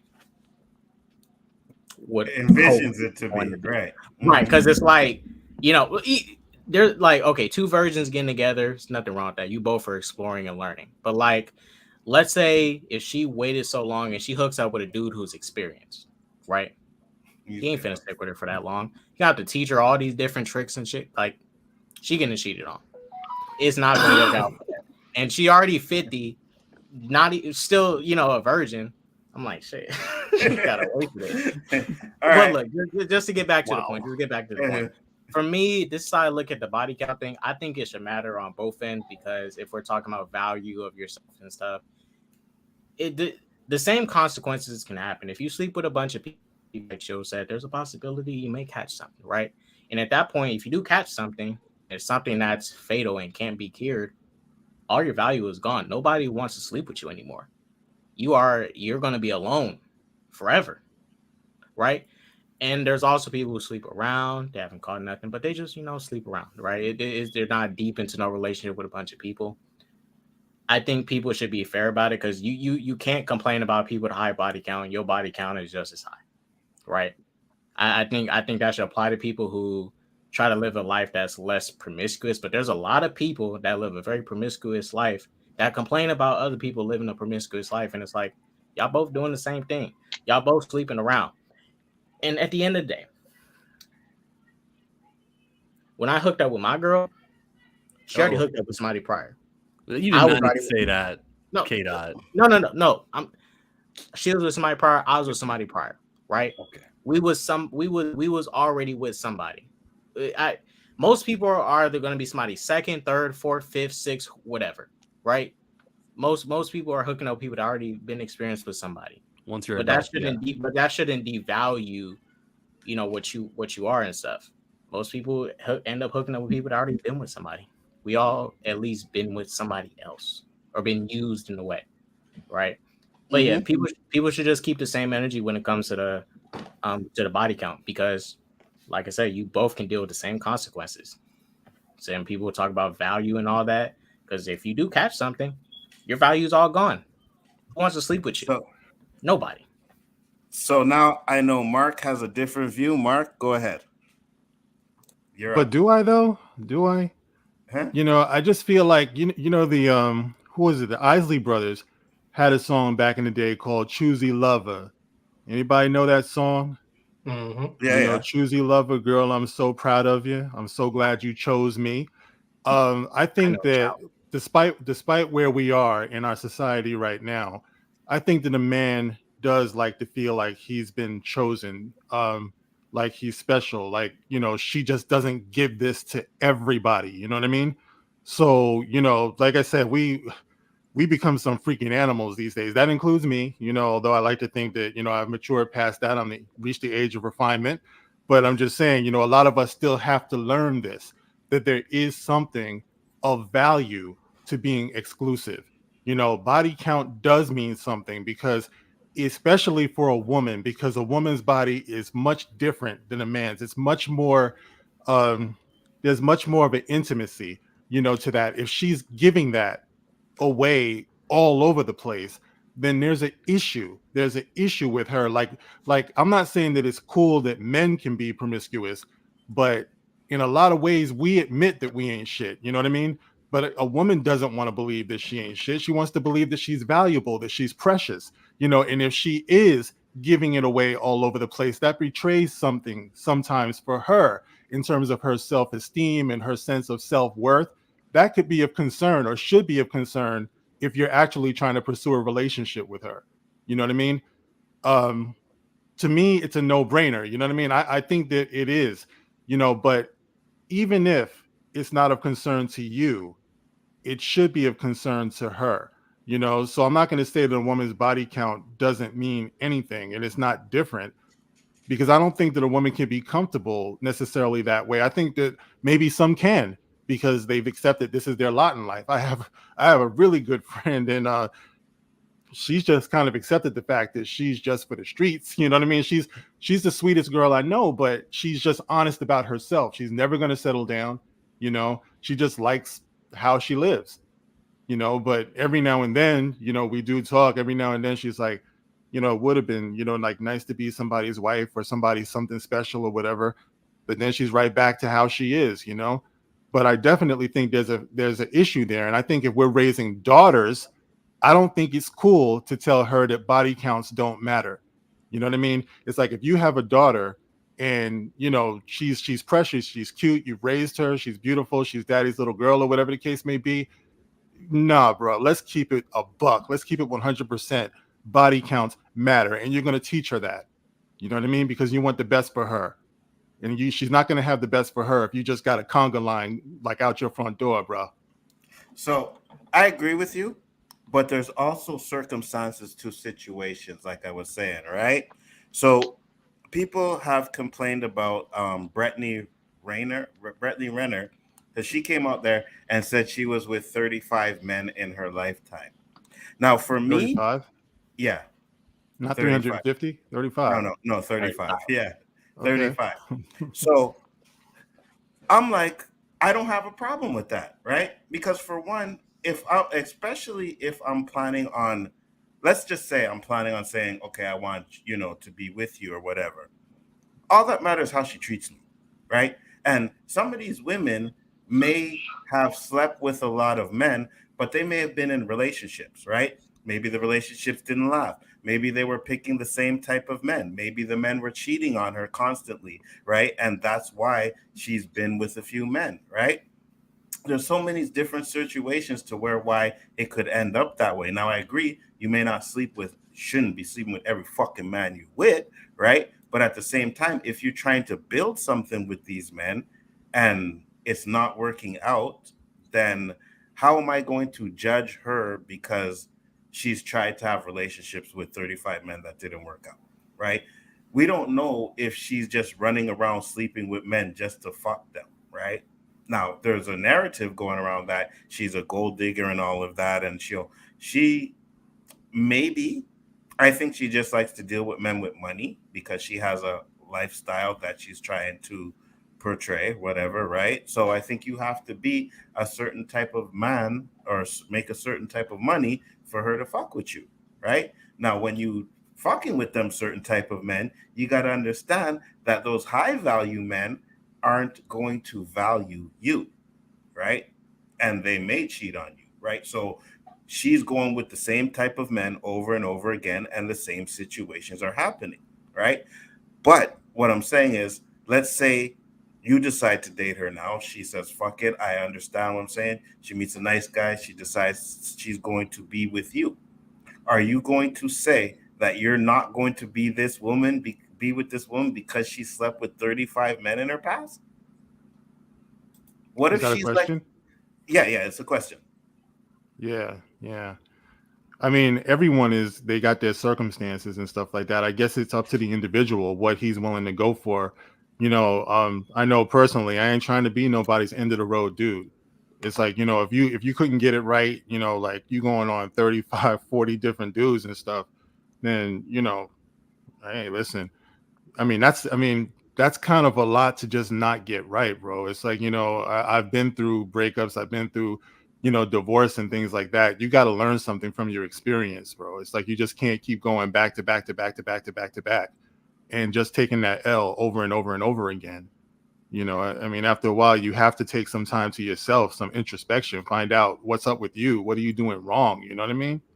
Do you deserve the prize? It's like I've asked myself that, I've hurt people, man. I've been hurt, so it's like after a while, it's like, man, do I even deserve, to be happy, after some of the things I put other people through, or, whatever the case may be, there's got to be room for that introspection. But, if you just keep letting it pile up like that, there's definitely an issue. Like I said before, I'm not saying there's no redemption, but it's definitely an issue. Okay. So I look at, yeah, go ahead. I didn't want to add to the Brittany thing. I mean, this is because I don't disagree with your take on it. My thing is people's reaction to her body count, because I was like, I'll be honest, I expected something a lot higher, to be honest. Like, I was expecting to say like over 100. But I was expecting, but like when people were tripping off 35, I was like, that's kind of low. I mean, by today's standards. She's 31 years old. 35 people, 31 years old. Yeah, I mean, I'll be honest, that's kind of low. Because look, if I had to, and the only people with really these high body counts, and there are a rare few, right? But the super high ones are like the porn stars. But most people don't hook up with them anyways. They're not going to be with them because like a lot of people do sleep around. But when people were tripping off for 35, I was like, it's kind of low. Listen, we gotta understand something, all right? Women love the dicky as much as we love the poom poom. That's just a fact, right? So you're gonna get some that are going to want to fuck. Okay. All right. Oh, I can't disagree with that, but I do think that we got to recognize the difference between men and women. Like I said, we're very much we're very much visually driven. You know what I mean? Mm-hmm. And like women, you know, they are too. But men, we're on a whole nother level, bro. You know what I mean? It's like, we see something. Fat It'll just. ass, big I've, titty. I've always said we could be laying on our deathbed and a fat ass Yeah. nurse comes in. Facts. And you're just like, Lord, just let me Facts. live for another 20 minutes. You know what I mean? Facts. But it's just the way we're built, man. It's sad, but it's the truth. But in a lot of ways, man, my understanding of women is that, like I said, they do tend to want to believe. They do tend to want to be special. They want to be made to feel special. It's like, I don't care about, necessarily feeling special. I don't think a lot of men, like, you want to feel special. Yeah, you do. You want to feel loved. But, like Marvin said, when I get that feeling, you know what I mean? It's like, there's only one thing I really want, So, yeah, man, it's deep. It's deep. But I do wish that, more women were in touch with their true nature, their true femininity, because those standards are really what's going to help them, to have that peace of mind. And I don't think a woman can have peace of mind, even men too, to some degree, just being all over the place. You know what I mean? Mm-hmm. You see, I think there's degrees to it, of course, 100%. Like everything, there's degrees to it, right?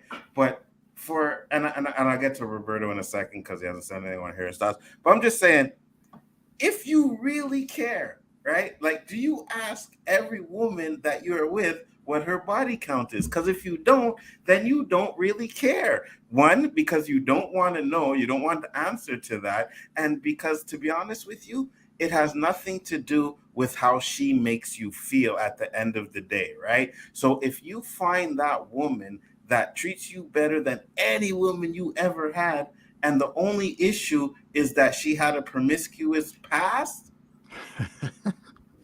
I can get past that. Roberto, your thoughts? I wouldn't even pose the question. I don't want to know. I don't need my mind to play tricks on me. I don't need the question to come back at me. I just feel it's a dead end road. Like we call in Quebec, in Montreal, cul-de-sac. That's called a dead end. Don't waste your time. Don't go there. There's certain things in life that, I would give advice, and that would be one of them. You don't need to know that, because what's your next question? You want to see if any of your boys them got in there? Right. And you know what I mean? And if they did, it's going to change the outcome. You're going to look at it different when they're around. What, is him? Well, you still have feelings for him? It's just a mind game you don't need. You don't need. And you see, Let me ask you this though, Roberto. What if you find out though down the road? I would ask that person, whoever told me, what's your intention in telling me this? Do you see I'm happy? You're trying to ruin a marriage? Like, do I come and ask you how many men your woman slept with? Like, you want me to come and tell you, give you some fake number and twist your mind up? I think people do things like, people can't just let people be. If you got a little twitch in your life, deal with it. Don't try and bring other people in your twitch and make, jeopardize something that's not happy. And now it's dysfunctional because you put thoughts in people's heads and questions, Like, I mean, if I could know what's the true outcome of the question, then I could maybe understand it more. Like, I don't see the logic in posing that question to a woman. What if you find out by her? So let's say, I'd be saying, but why you want to tell me that? No, hold on. Are you feeling guilt? No, I want to give you a scenario, right? Okay. You're drinking. You know what I mean? You're having one of the nights with your girl, you're drinking, right? And you guys are sloshed, talking shit or whatever. And, sometimes it's easier to give out information. So you end up having to find out that information. Well, I have my standards. And if you're going to be that slosh to throw out information like that, I don't think you're the girl for me to begin with.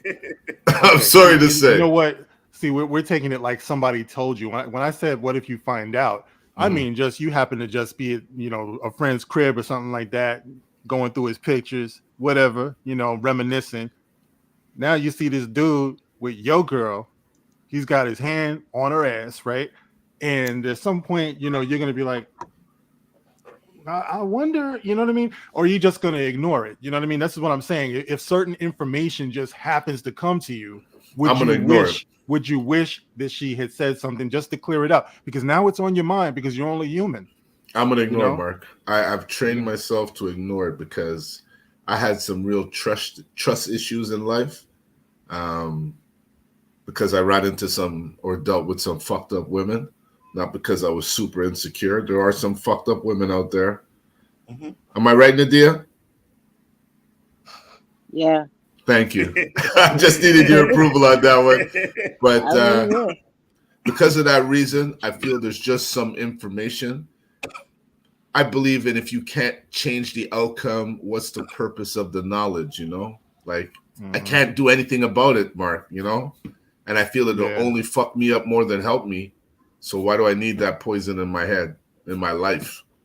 And before I get to JG, I'll answer that real quick. Hold on. Then I go to you. Every woman's been with a man. I mean, if she's a virgin that's what at I'm 15, saying. Right. That's what I'm saying. Like, if it's just a picture, if I go to my boy's house and I see a picture, okay, so is it my boy or is it a friend of my boy or like someone I don't know, right? Because for me, I always say it's I'm more concerned of who, right? And the reason why I'm concerned of who is because I really don't mess with girls that my boys have been with, right? So now if I find out that you are with one of my boys and let's say I was in a relationship, like it was a year, and I end up finding out, hey, you know him? Oh yeah, I was with him. That's my boy. I'm gonna feel a way. I don't know if, and again, it depends on how the relationship is. If this is the best girl I've ever had in my life, then I'll have to deal with that, right? But if the relationship's like garbage and shit, you gone, right? You slept with my boy, right? So I'm more concerned about that than how many dudes you've been with, to be honest with you. You know what I mean? So the body count doesn't matter, but it does matter if who the count is. who the count is. Right. So as long as it's not anybody that I consider a friend, right? I know a lot of people, acquaintances and stuff like that. I don't care. I've seen dudes like, yeah, man, I'm fucking your girl. You know what I mean? But what I'm saying is, if it's a friend, like one of my boys, yeah, that's an issue. That's an issue. Like if I ended up finding out my girl had a relationship with Berto, yeah, that's an issue. Like I'm like, okay, you slept with one of my friends, and I don't do that. And the reason why is because dudes are as fucked up, right? Now the dude finds out, oh, I was with that girl, you know what I mean? And you know, maybe he feel funny now that you sleeping with a girl that you he got a was with fucking problem. Like you got a fucking you know problem. What I mean? That's what I would say. Because listen, life goes on, bitch. You know, you slept, you were with this girl 20 years ago. I can't change that. Right, exactly. You know, right. But that's what I'm saying. That might, and depending how close you are, how much of a friend you are, that might ruin a friendship because then some dudes are it wouldn't like affect that. Me at You know all, what I mean? Nzo. No, I know you. Okay. No, I know you. I'm talking about your friend, the one that used to be with the girl, right? That may have been his true love back in the day. You and did now something wrong. Right, but we should have talked about it. He's gonna have an issue with you. You know what I mean? I tell him, yo, you should have talked to me about it. Then I might have known she was your girl. But you chose not to talk to me about it. So how the hell am I supposed to know that's your girl? Yeah, I get it. 100%. That's not your issue. I was your boy. If I was your boy, that's who else you gonna talk to? Yeah, that's not your issue. That's what I'm saying. It's not your issue. But that's why I say dudes are funny like that. You know what I mean? Yeah. So I try to avoid that situation. So that's the issue. But when you put it in perspective like that, about the friend component, I really don't disagree because you, like you say, you look at it from the perspective of how we as men act when it comes to women and stuff. Like most men that share a woman together are not going to be friends because you have some dudes that will break up with a girl and then see one of their friends with her and it's and then no, bro, I don't care, you, it's all good. Yeah. And then they start being spiteful towards you, petty, and it's like, bro, y'all broke up, move on. Now that dude has a problem because he doesn't know how to move on, but it's like it's not worth the headache. But I was even in my relationship, like even though me and my girl both been with somebody else prior, like I'll be honest with you, I really didn't care because it's like, I mean, it's not like you're with him while you're with me. That was the past is the past. I mean, keep it pushing forward because I care about what we got right now. I don't care about what happened with that person from years ago and stuff. Like, it's nothing I can do about that. Okay, you dated somebody else. So did I. All right, cool. But what if you what focus if on you right now? found out it was 5 different guys before she met you? I still don't care. I'll be honest. I'll be honest with you. If now if we talking like she got a count of like 100 or something, all right, that's a different story. I'll be 5. That don't really bother me because I mean it's the past. I mean I How old can't are you really again, do K Dot? 24 now. See, 24. That's why I said 5 because he's 24, right? You know what I mean? That's kind of reasonable. But if you want to say, let's say she had 10. Is there a limit to where you would say, because your relationship I is mean, maybe good. my limit could be like maybe I don't know 20, 15. Like because at the end of the day, I really wouldn't care. Like Nzo, the only girls that have a high that I know for sure have a high body count that I couldn't see myself being with, even if they showed interest in me, is like a porn star. Because I can't, because I couldn't, because it's like, you know, everybody's right. Because that was the point I was trying to make. I'm like, if you're in a good relationship and you're happy, right? Why dwell on what happened in the past? Like like Roberto, I don't want to know, right? But if I did find out, at the end of the day, you make me happy. Put the 2 on the scale and see which one outweighs the other. And see, I did because you know, me and my girl both asked about the people we've been with in the past and stuff. Yeah, because you're at that age. Like I said, the dude she was, I don't even know those dudes. Like I will probably never ever meet them. Right. I guarantee I'll probably never meet them, and I don't want to meet them. I don't care to meet them. If I do come across them, I'm like, all right. I mean, you know, you stay over there. My girl now the thing is, I really don't care about them like that. You see, the thing is, at our age, right?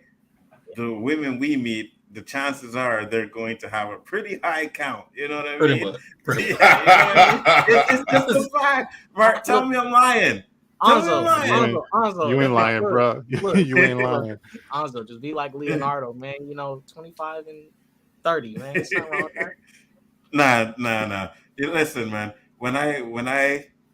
If I'm talking to a girl and she's listening to the music that you motherfuckers are listening to, I don't want her. You know what I mean? If she's running around popping Sexy Red, if she's bopping to Sexy Red, good for you though. Nah.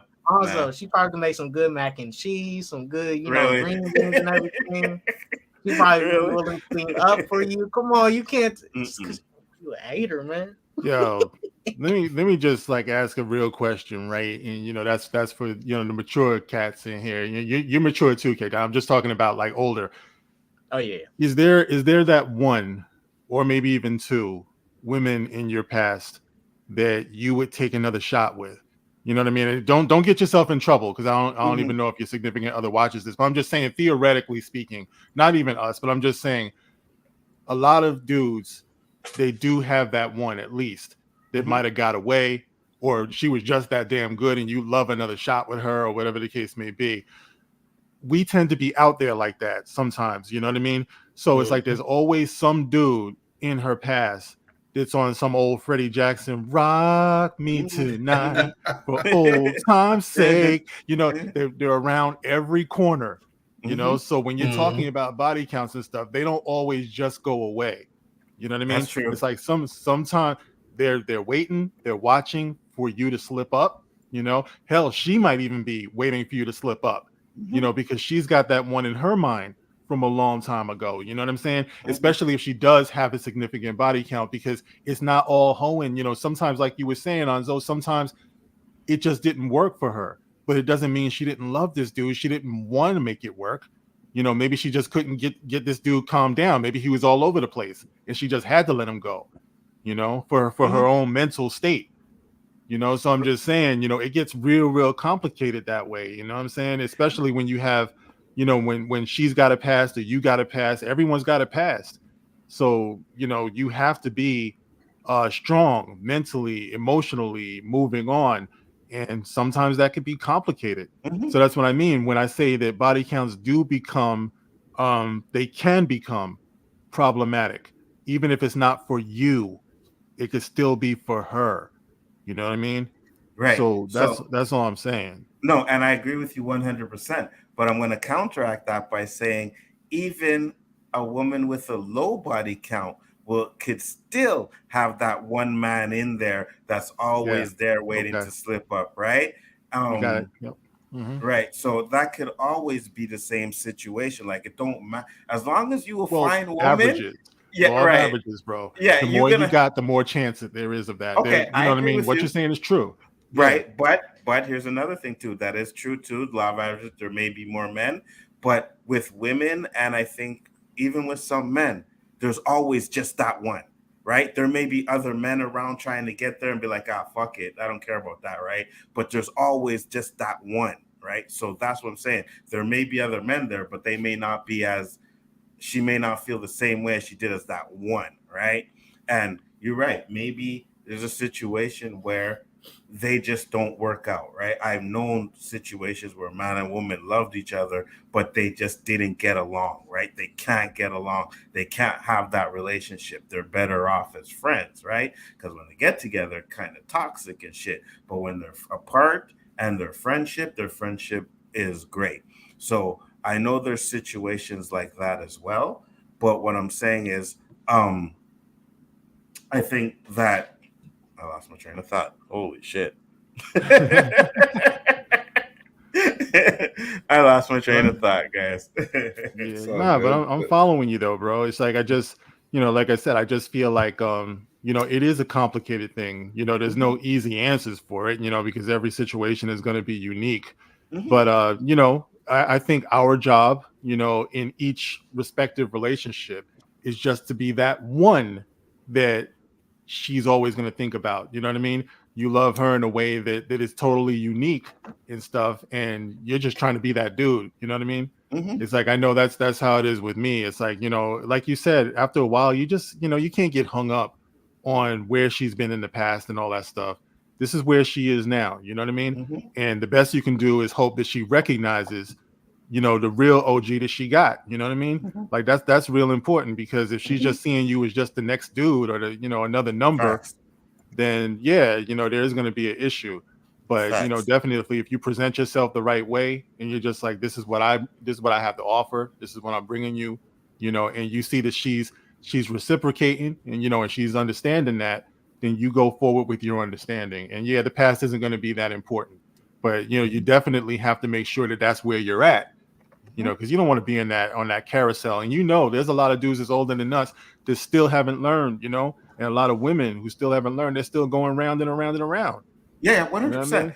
And this is what I say, because I also agree with what you're saying, right? So let's say you with a woman with a high body count, but she going to the club every weekend getting fucking drunk without you and her girls and shit like that. Then I'd be like, yeah, there's no way that this is going to be a serious relationship, right? You know what I mean? Like if you're not showing me that you're like, chill with me, you know what I mean? You with me now, so we should be going to the club together. But if you're on this, yeah, I'm gonna go hang out with my girls, and you're doing it every weekend, that's the red flag to be like, okay, you shouldn't be the one that I'm messing with, right? But I'm saying if I find a woman and I end up finding out she has a high body count, but she's with me, home, wants to be around me, not running around doing stupid shit, then I'll give you a chance, because you know what I mean? I'm not going to judge you what you did in your past, because if I was judged by Yo, my past, whoo.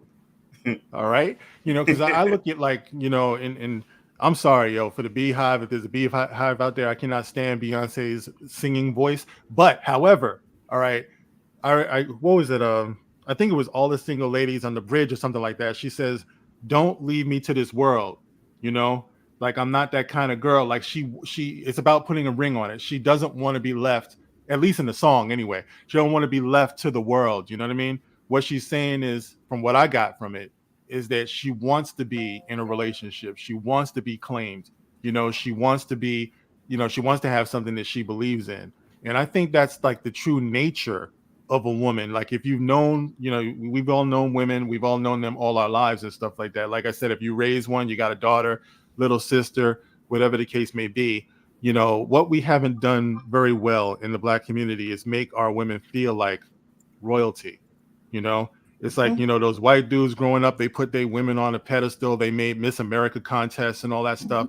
It's like we need to make our women feel like they are special, like they're worshipped, like they have something that you just can't give everybody. This is a prize, you know, and make her believe it, make her feel it, man, with everything. So it's like that's where the challenge is at. She wouldn't need to have a high body count if that were the default setting on Black America, so to speak. You know what I mean? Mhm. But we're looking for conquest. We're looking for this, we're looking for that.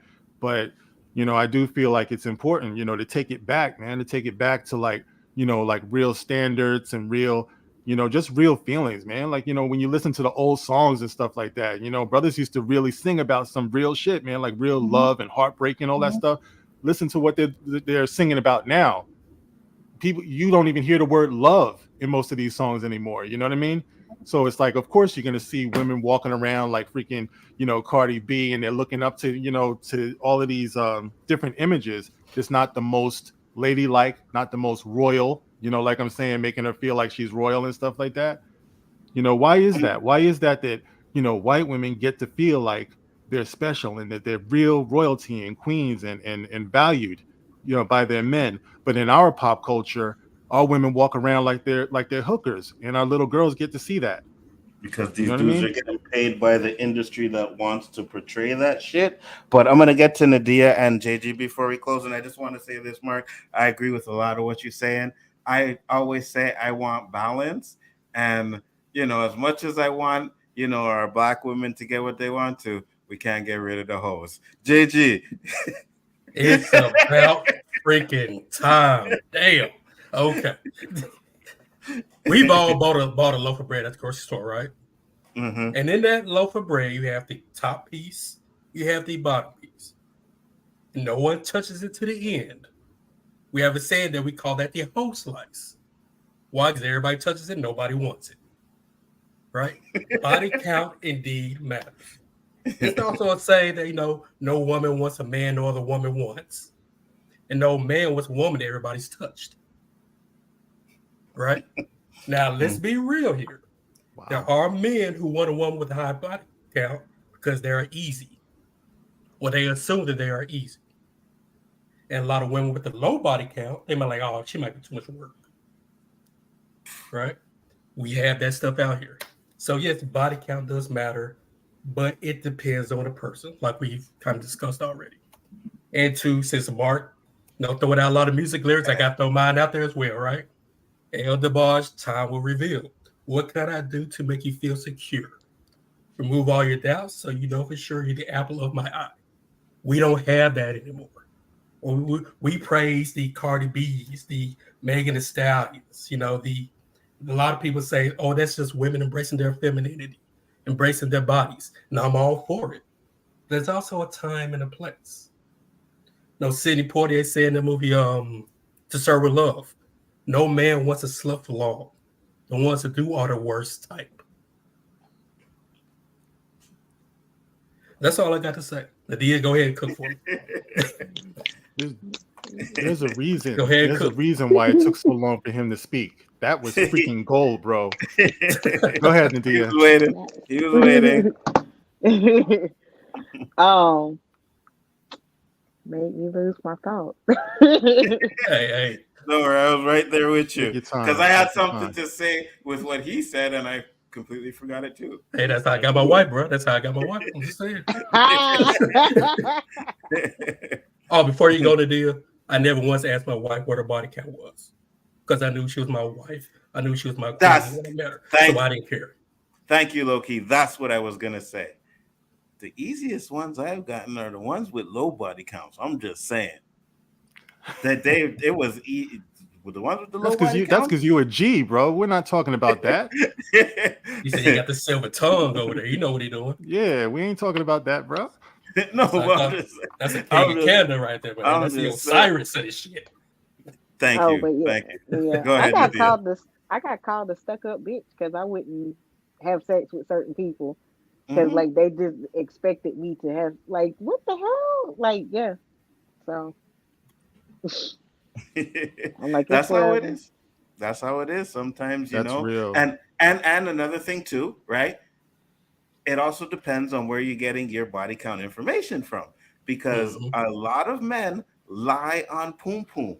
Right, a lot of men will run around and say they've been, I fucked that girl, yeah man, I banged that one out, and then you come to find out that dude never even touched the girl, right? So it also is a big issue too. You got to find out, where that information is coming from. Could be a hater wants to get your girl from you and send you all kind of bullshit. You know what I mean? Because men do that shit too. Yep. Let me share something that I told my little sister, also, you just reminded me of this. When she was coming up, she would always see her friends being more popular because they would give it up, easy. She had two big brothers who was always on her back, so she wasn't, she wasn't out there like her friends, but her friends got all the attention, and, you're a young girl, teenager and all that stuff. So for her, that wasn't a cool thing, even though we knew that we were protecting her. But she did want, she did want attention and stuff like that. But I was telling her, you don't want that type of attention, And I would tell her, listen, I can promise you this. Every man has an ideal woman that he wants to step up to. You know what I mean? A woman who makes you want to be a better man.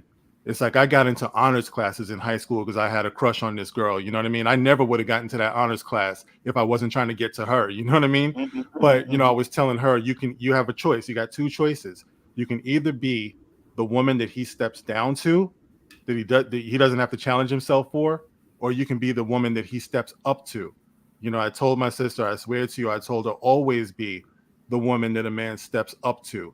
The woman that a man wants to be better for. You don't want to be that woman that he just doesn't care about. He can just come to you with his pants hanging off his ass, just thugging and all that stuff. It's like be the ideal, because if you do end up being that woman that he steps down to, you're going to turn around one day and you're going to wonder, why am I not on that pedestal? It's like, why is he looking over there or whatever? Be the prize. And that's what I'm talking about. A lot of us didn't do that for our daughters and, for our sisters and stuff. And, in the Black community, man, it's like we do have to do a better job of that because, our women are the original woman, man. You know what I mean? It's like, if anybody should be put up on that pedestal, I truly believe it should be the Black woman. But what difference does that make if she doesn't believe it? And you see, I agree with everything you're saying.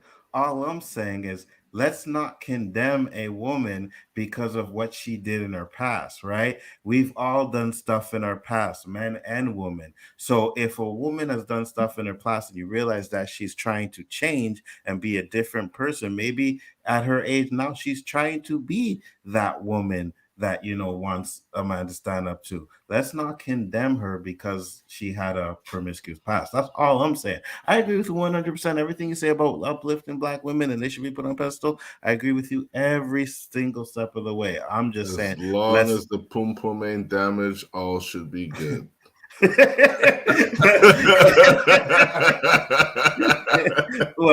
Well, y'all know I'd be damaged. Y'all know I'd be damaging some boom. You know what I mean? Damage, right? Shut up, bro. Shut up, bro.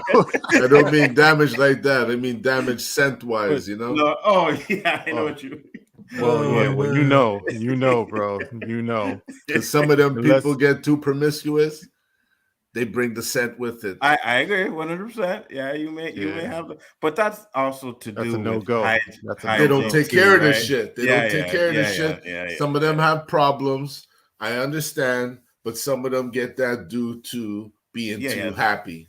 Yeah, not taking care of their shit 100%. Yes.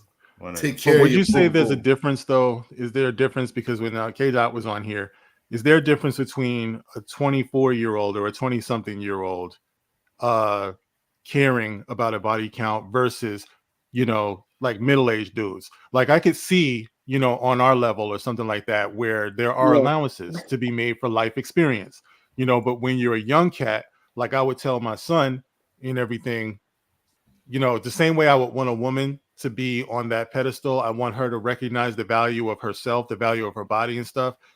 I wish that for my son as well, So it's like, if I know that I'm raising him to be, I'm raising him to be a catch, man. I'm raising him to be someone that she can believe in. I need for him to be with somebody that he can believe in to build. I don't want him making allowances for that at that age. It's different when we're this age. You know, Right. but when he's that age, I really do feel like he doesn't need to be raising nobody else's kids. You know what I mean? It's like he doesn't need to be understanding her whole phase and all that stuff. Not to an extreme. Like, you know, it is what it is. But I'm just saying, No, I I want agree. him to get, I want the best for him. So I do think that there's a difference in stations in life. You know what I mean? I Just can practically speaking. And again, I can 100% agree with that. I 100% agree with that. But we also have to understand that some of these women don't have a good father like you or a good mother like you to guide them to situations, or don't have that family member that's going to put them on the right path and tell them all of these things of what they should be. A lot of them are influenced by the Cardi B's, by the Sexy Reds and stuff like that. And that's a problem as well, right? Yeah. Yeah. You And know then what I that's mean? why I started off by saying I do believe there's a lot of the challenges on us as men, you know, in the community to reclaim. Like I think it was October 16th, just was what, last week or something like that. You know, what comes and goes every year on October 16th is the anniversary of the Million Man March that was here in America in 1995. I went with my father, you know, a long time ago. And what was remarkable about that, because we don't even acknowledge it, you know, this was a moment in history that we just want to forget about.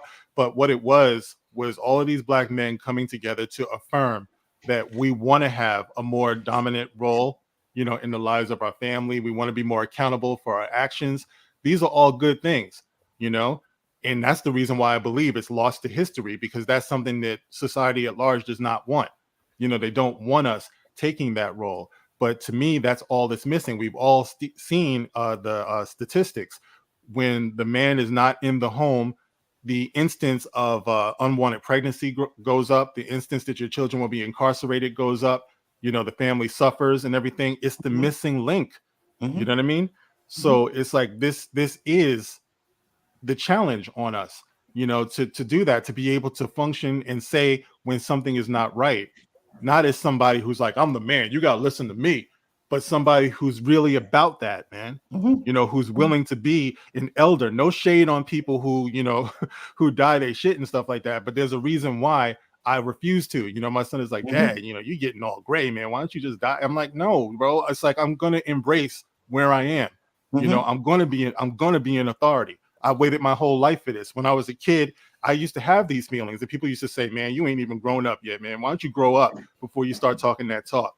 You know, but then when you grow up, for some reason, people start saying, you don't even know what it's like anymore, old head. It's like, bro, it's like, when do you get to be a man in this life if you're a black man? You know, you can't wait for permission. If you got wisdom, spread that wisdom. You know, and I don't care if I'm on my videos talking about Star Wars. If you watch my channel, you know I sprinkle it into just about every topic I talk about, you know, Absolutely. because it's who I am. This is what we need. So this is what I'm saying, bro. It's like it's so important. It's so important. If we're gonna change this, it's got to start with us, because once we're dead, man, it's gonna be over. It's just gonna be the next generation, you know.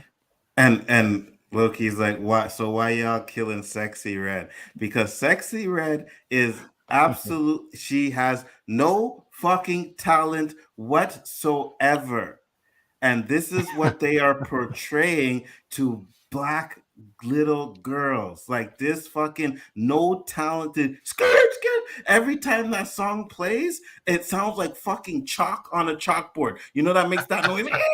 That fucking makes your fucking skin crawl. That's what that song sounds like to me. Like, why the fuck are they promoting this shit? And she false That's what advertises. She false I don't. advertises. He said the song said her thing is pink. I saw the video. I think it was black sale. False advertising. She's a liar. I said it. I said it. Yeah, that's why my issue is right.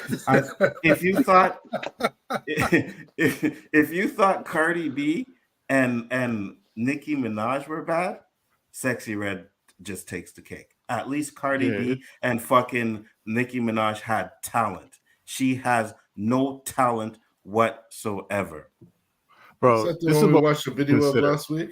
Yes, Oh Roberta. Yes, exactly. This is what we have to consider, bro. When British colonists and things like that, when they went into Africa, one of the things that they said was that the women were freaking promiscuous.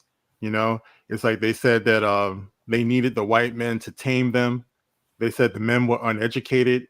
You know, they said all of these things, and it really just tripped me out, you know, a while ago when I was looking at the state of our pop culture. And I'm like, when did this happen? When did we embrace our stereotypes? You know what I mean?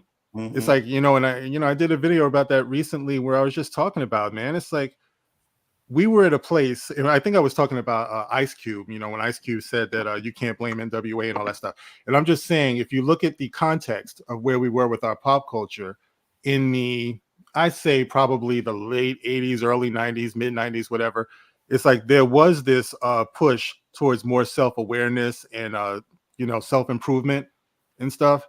And you just saw a nosedive where all of a sudden we allowed, like, men were talking about, you know, they're always talking about bitches and hoes and stuff like that, but we were coming out of that. You know what I mean? You had like Queen Latifah coming out talking about who you calling a bitch. You know what I mean?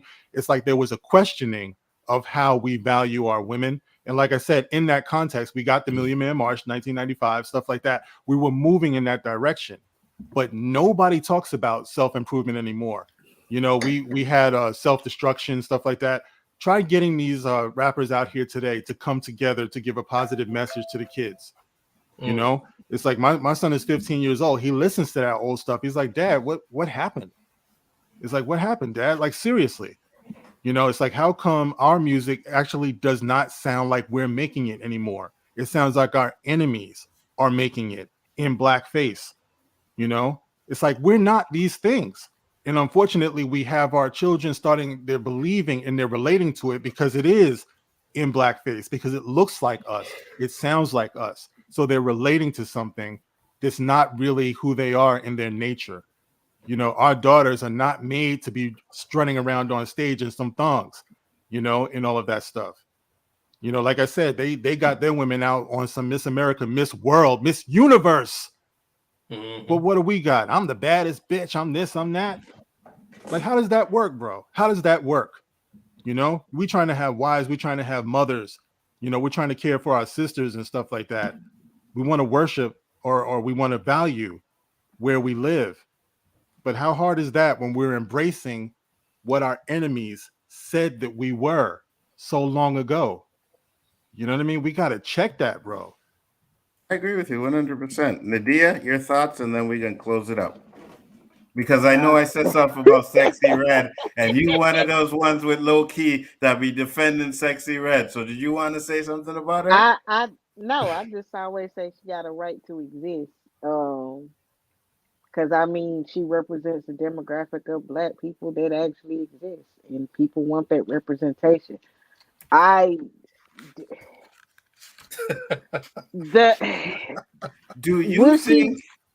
Do you think she has talent? That Paul Define talent. It's a loaded question. It's a loaded question. On the bar of what talent is considered to be these days, because the fact that people are famous for being famous, yeah, she got talent. But I mean, do I feel like it's the level of talent that I consider talented? Hell no, it's not. She is not on any of my playlists. But I still feel like she has a right to exist as her truth, as she's portraying herself. But I'm just like, I mean, we don't have to co-sign it. I just feel like she can exist. I ain't got to co-sign it. That it's not my cup of tea. That it's not my type of music. I think it's entertaining to some extent.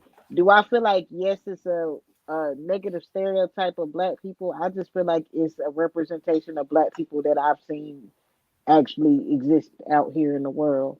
That's all I'm saying. Do I feel like those people need to change and is that a narrow way of thinking? That's a whole nother conversation about community that needs to be discussed than for me try to say them people shouldn't exist and shouldn't have a platform, you know? So then you do think that there should be some change though, right? Hell yeah, because there's no balance.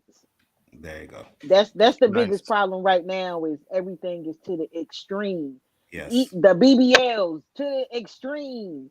The fact that all these dresses that these women with these beautiful bodies wear is see-through. What the fuck? I don't even get that shit. I don't understand. I am not walking like I'll wear a see-through shirt, but a see-through dress, Nick, I might as well be in my Nothing. drawers and shit. Yeah, exactly. I might as well Mhm. be in a bathing suit. What is the point? Do you have any I picture of mean, these dresses?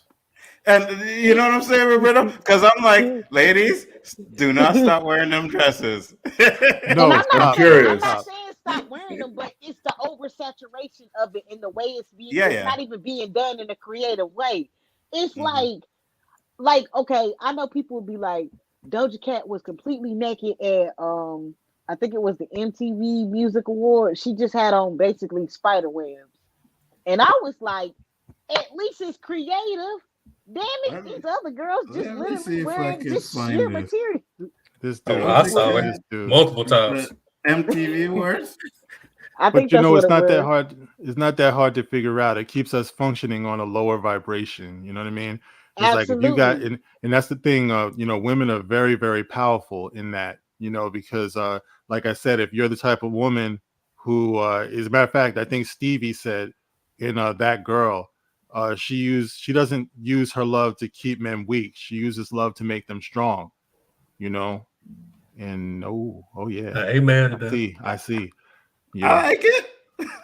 Amen. Like I That's said, but the I way like it she in the did it was in bedroom. a creative way versus like when Sierra wore that see-through dress and everybody lost their fucking mind and was like Mhm. she disrespecting Russell and I was like, wasn't he holding her hand?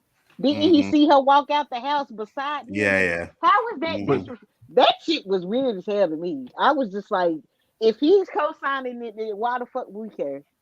but That's once right. again, they're operating from a different level. Like I said before, they're not us. They're in a whole different reality. You know what I mean? There are no Exactly. consequences for the lives that they live. Until someone decides there are going to be consequences. Like I said, everyone's got a time limit on this fame thing. But for Mm-hmm. those of us who function in the real world, obviously you ain't gonna walk around like that. I know a lot of girls are trying to, but they're also the ones who might be having a problem with respect, self-respect first.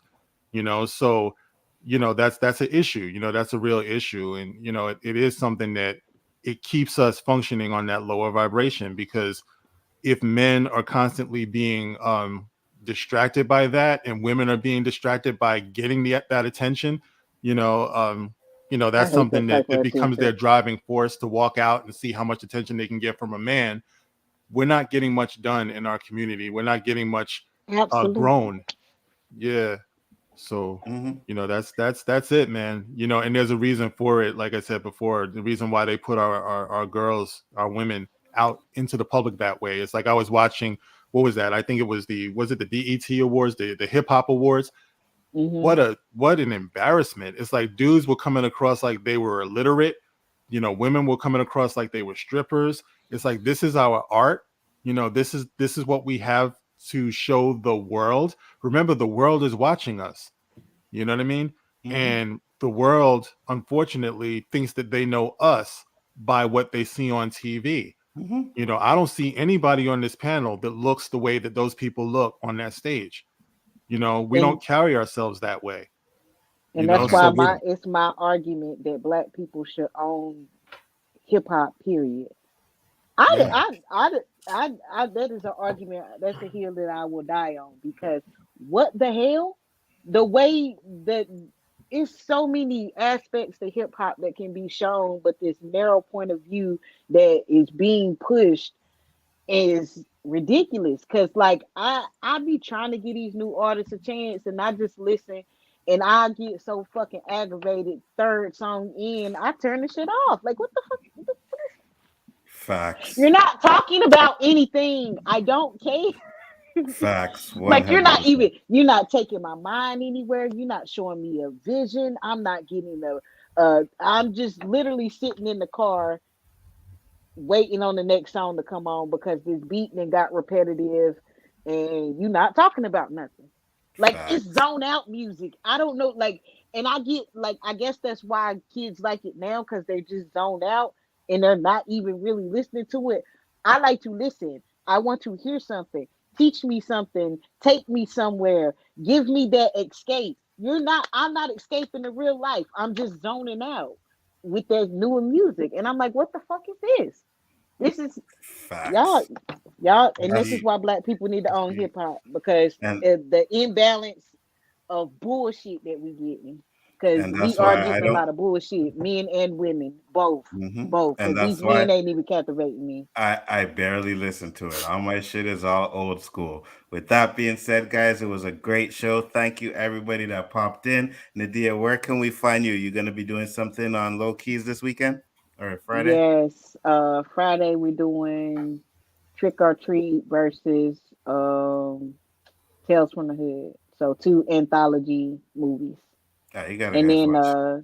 Sunday we doing top 10 horror films, I guess, of all time. Oh, that's good. I want to know that one. I'm not watching Tales from the Hood, so you guys are good with that one. I'm not watching that movie I yet. know I was like, you are gonna traumatize me. I gotta watch this. Yeah, That's no, a I'm not doing that. traumatizing ass movie. Facts. Mark, where can they find you, sir? Oh, the channel is Mark with a C. You know, you just come on by. I talk about everything pop culture, some social stuff, because it's all, as you hear me talking about this, it's all mixed in. You know, I think that a lot of our pop culture has been weaponized against us. I think it's very important to question everything.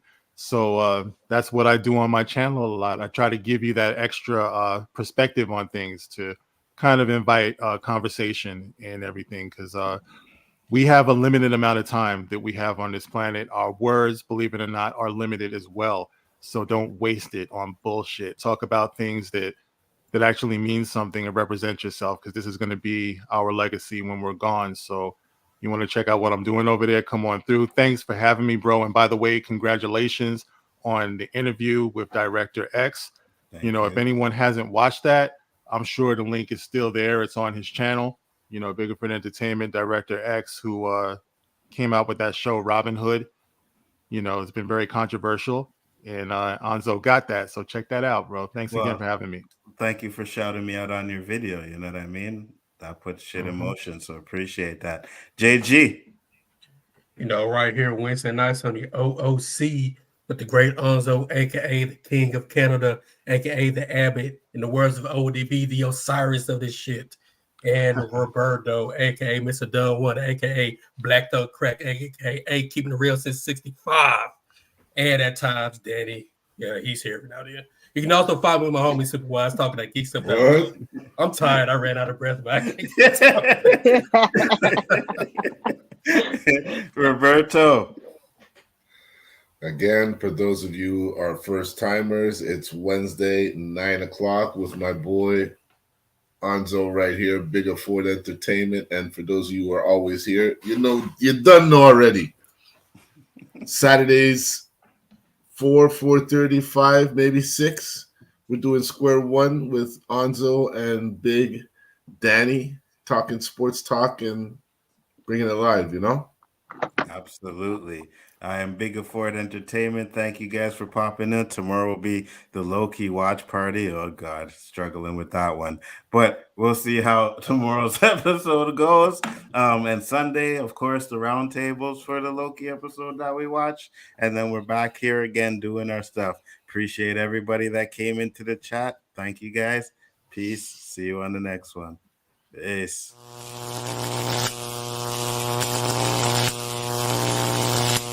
Lift me up, hold me down, keep me close, safe and sound. Drowning in an endless sea. Take some time and stay with me. In the strength of your arms, keep me safe, safe and sound. Lift me up, hold me down, keep me safe, safe